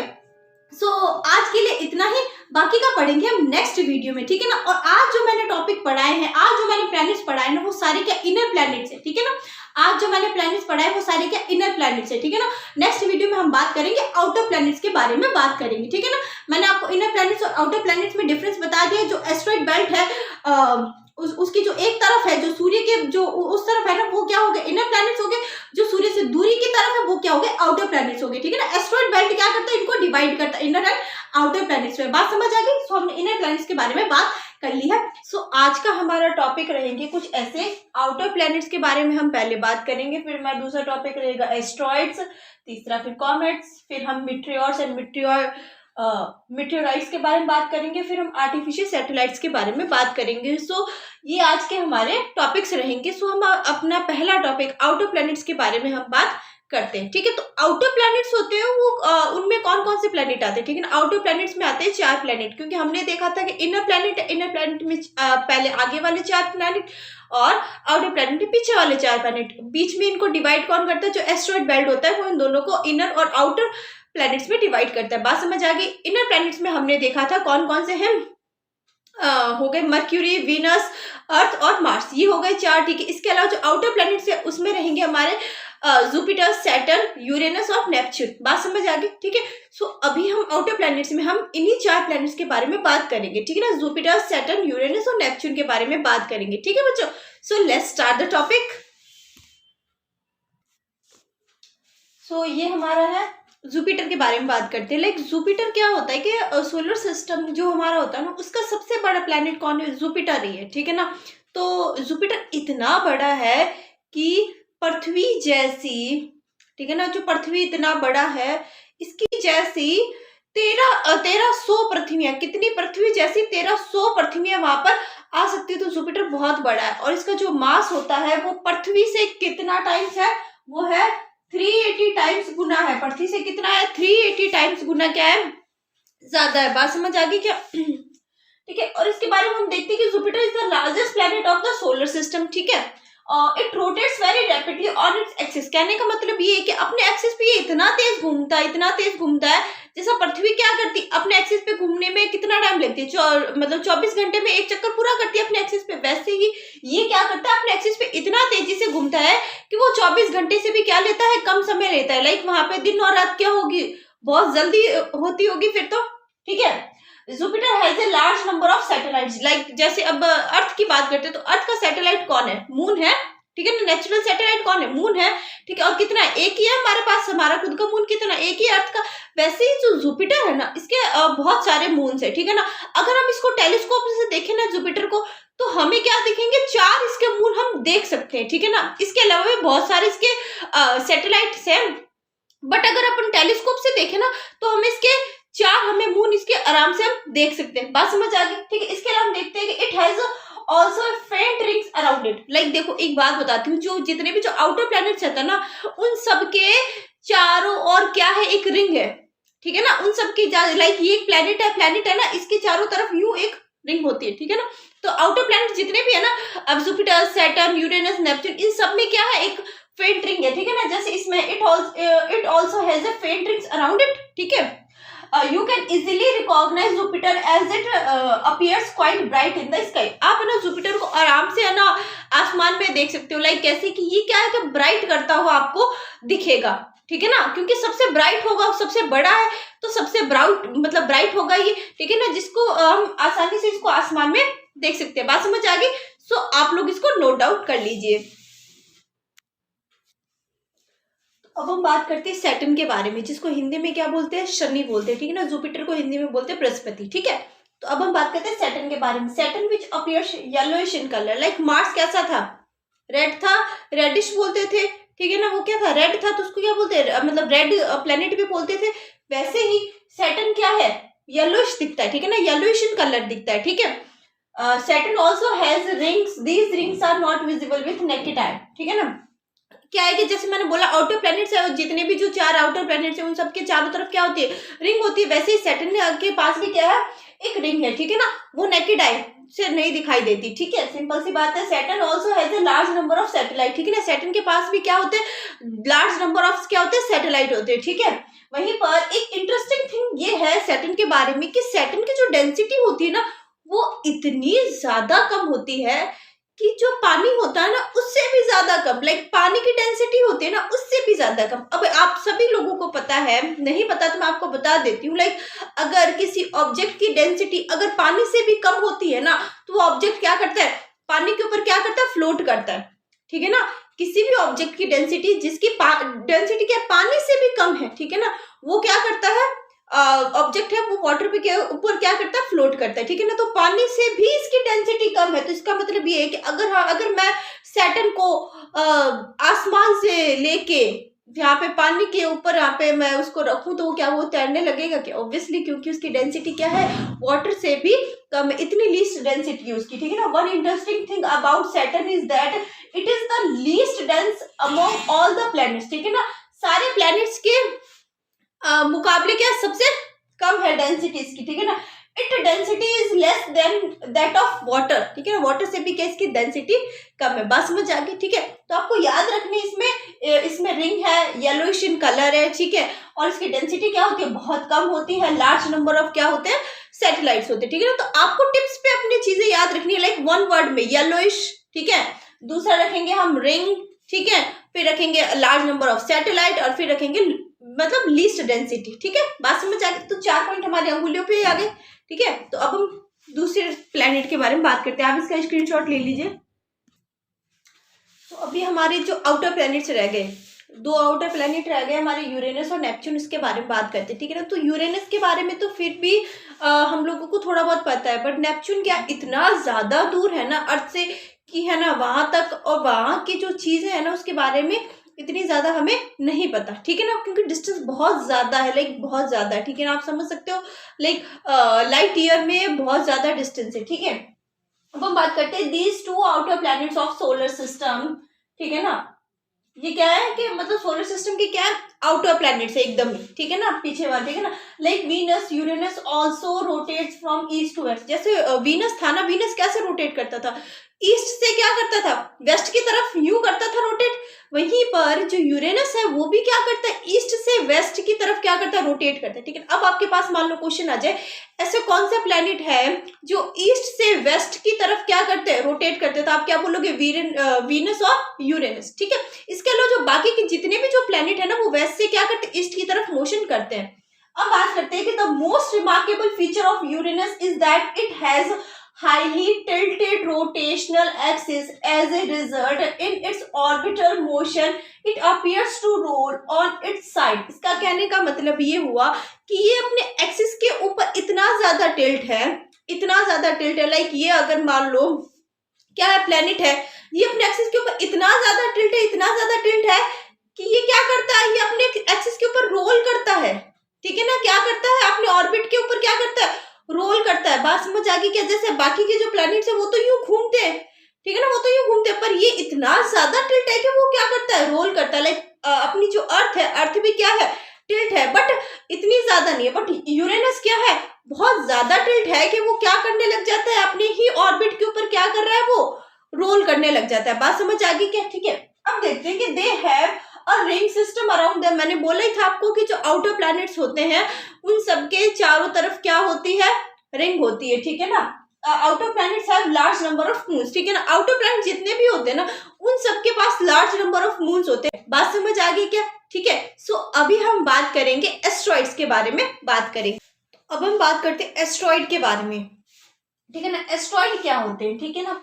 एस्ट्रॉइड होते हैं जो मार्स और जुपिटर के बीच में जो बहुत ज्यादा गैप होता है ना, इसके बीच में कुछ ऑब्जेक्ट्स होते हैं ना, कुछ ऑब्जेक्ट्स होते हैं, वो क्या करते हैं, सन के चारों तरफ क्या करते हैं, रिवॉल्व करते हैं। क्या करते हैं, रिवॉल्व करते हैं, ठीक है ना। उन्हीं को क्या बोलते हैं, एस्ट्रॉइड बोलते हैं, ठीक है ना। और इनको देखने के लिए हमें एक बड़े टेलीस्कोप की सहायता लगेगी, ठीक है ना, उसी की मदद से हम इनको देख पाएंगे, ठीक है। तो ये भी क्या होते हैं, जो एस्ट्रॉइड होते हैं वो भी सोलर सिस्टम का ही पार्ट होते हैं, ठीक है। तो हम इसको देख लेते हैं। There is a large gap in between the orbit of Mars and Jupiter. This gap is occupied by a large number of small object that revolves around the sun. These are called asteroids, ठीक है। And the asteroids can only be seen through large telescope. बात समझ आ गई क्या? ठीक है, तो आप लोग इसको नोट डाउन कर लीजिए। अब हम नेक्स्ट टॉपिक के बारे में बात करते हैं, कॉमेट्स, ठीक है। तो अभी हम बात करते हैं कॉमेट्स के बारे में। They revolve around the sun in highly elliptical orbit, ठीक है ना। पहली बात तो ये कि ये क्या होते हैं, ये सोलर सिस्टम का ही पार्ट होते हैं, ठीक है ना। ये मत समझना है कि सोलर सिस्टम से अलग होते हैं। अगर हमें सोलर सिस्टम के बारे में बोला जाता है कि व्हाट इज सोलर सिस्टम, तो उसके अंदर हम बताएंगे ना, प्लैनेट्स है, ठीक है, उसके अलावा एस्ट्रॉइड्स है, कॉमेट्स है, मिट्रियोर्स है, ठीक है ना। ये सब चीजें भी क्या है, सोलर सिस्टम का ही पार्ट है, तो इनको सोलर सिस्टम से अलग नहीं करना। ये सब चीजें साथ में होगी तभी क्या बनेगा, एक सोलर सिस्टम बनेगा, ठीक है। बात समझ आ गई। अब हम देखते हैं कि इसने बोला कि जो ये कॉमेट्स होते हैं इनका जो रूट होता है वो कैसा था, हाईली एलिप्टिकल होता है, ठीक है ना। मतलब क्या है कि इतना ज्यादा लाइक बड़ा घेरा बनाता है कि इसको वन चक्कर कंप्लीट करने में इसको बहुत ज्यादा टाइम लग जाता है। और ये दिखने में भी कैसा होता है, इसका जो हेड होता है वो ब्राइट होता है, ठीक है ना। कुछ ऐसा होता है, हेड क्या होता है और ब्राइट होता है। पीछे की तरफ क्या निकली रहती है, इसकी टेल निकली रहती है, ठीक है ना। कुछ ऐसा है, ठीक है ना। हेड क्या होता है, बहुत ब्राइट होता है, और पीछे की तरफ क्या निकली रहती है, कुछ ऐसे टेल निकली रहती है, ठीक है ना। और ये करता क्या है, ये सन के चारों तरफ क्या लगाता है, चक्कर लगाता है, ठीक है ना। चक्कर लगाता है तो जो इसका जो टेल होता है ना, वो क्या रहता है, सन से अवे रहता है, ठीक है ना। वो क्या रहता है, लाइक ये जो हेड है, मान लो यहाँ पे ये सन है ना, यहाँ पे ये सन है, तो ये तो इसके सामने रहेगा, पर ये जो टेल है वो क्या रहेगी, पीछे की तरफ रहेगी। बात समझ आ गई क्या? मतलब हमेशा क्या रहती है, टेल सन से दूर की तरफ रहती है। और जैसे जैसे ये जो कॉमेट्स होते हैं सन के पास जाते हैं ना, जैसे जैसे कॉमेट सन के पास जाते हैं, जो इसकी टेल होती है ना, वो क्या होती रहती है, लंबी हो जाती। बात समझ आ गई क्या? ठीक है ना। तो ये भी एक इसका स्पेशल फीचर है कि जैसे जैसे ये सन के पास जाती है, इसकी टेल क्या हो जाती है, लंबी हो जाती है, ठीक है ना। तो they revolve around the sun in highly elliptical orbit, ठीक है ना। बात समझ आएगी, एलिप्टिकल कैसे, मतलब एक बहुत ही ज्यादा बड़ा घेरा, लाइक उसको कंप्लीट करने में बहुत ज्यादा उसको समय लग जाता है, ठीक है ना। Their period of revolution around the sun is usually very long, बहुत ज्यादा होता है, ठीक है ना। A comet appears generally as a bright head with a long tail, ठीक है ना, हमने बताई दिया bright head and a long tail. The tail of a comet is always directed away from the sun, ठीक है ना। ये हमेशा क्या रहती है, सन से क्या रहती है, अवे रहती है थोड़ा सा। बात समझ आ गई, ठीक है ना। तो ये हो गया हमारा कॉमेट्स, आप लोग इसको नोट डाउन कर लीजिए। अब हम बात करते हैं मिट्रियोर्स के बारे में, बात करते हैं मिट्रियोर्स एंड मिट्योराइट्स के बारे में बात करते हैं। The bright sticks of light in the sky, they are commonly known as shooting star, although they are not stars, ठीक है ना। They are called meteors. अब इसमें देखो होता क्या है कि आप लोगों ने बहुत बार ऐसे देखा होगा कि अरे टूटता तारा, अरे टूटता तारा। वो टूटते तारे नहीं होते, ठीक है ना। वो क्या होते हैं, वो मिट्रियोर्स होते हैं, ठीक है ना।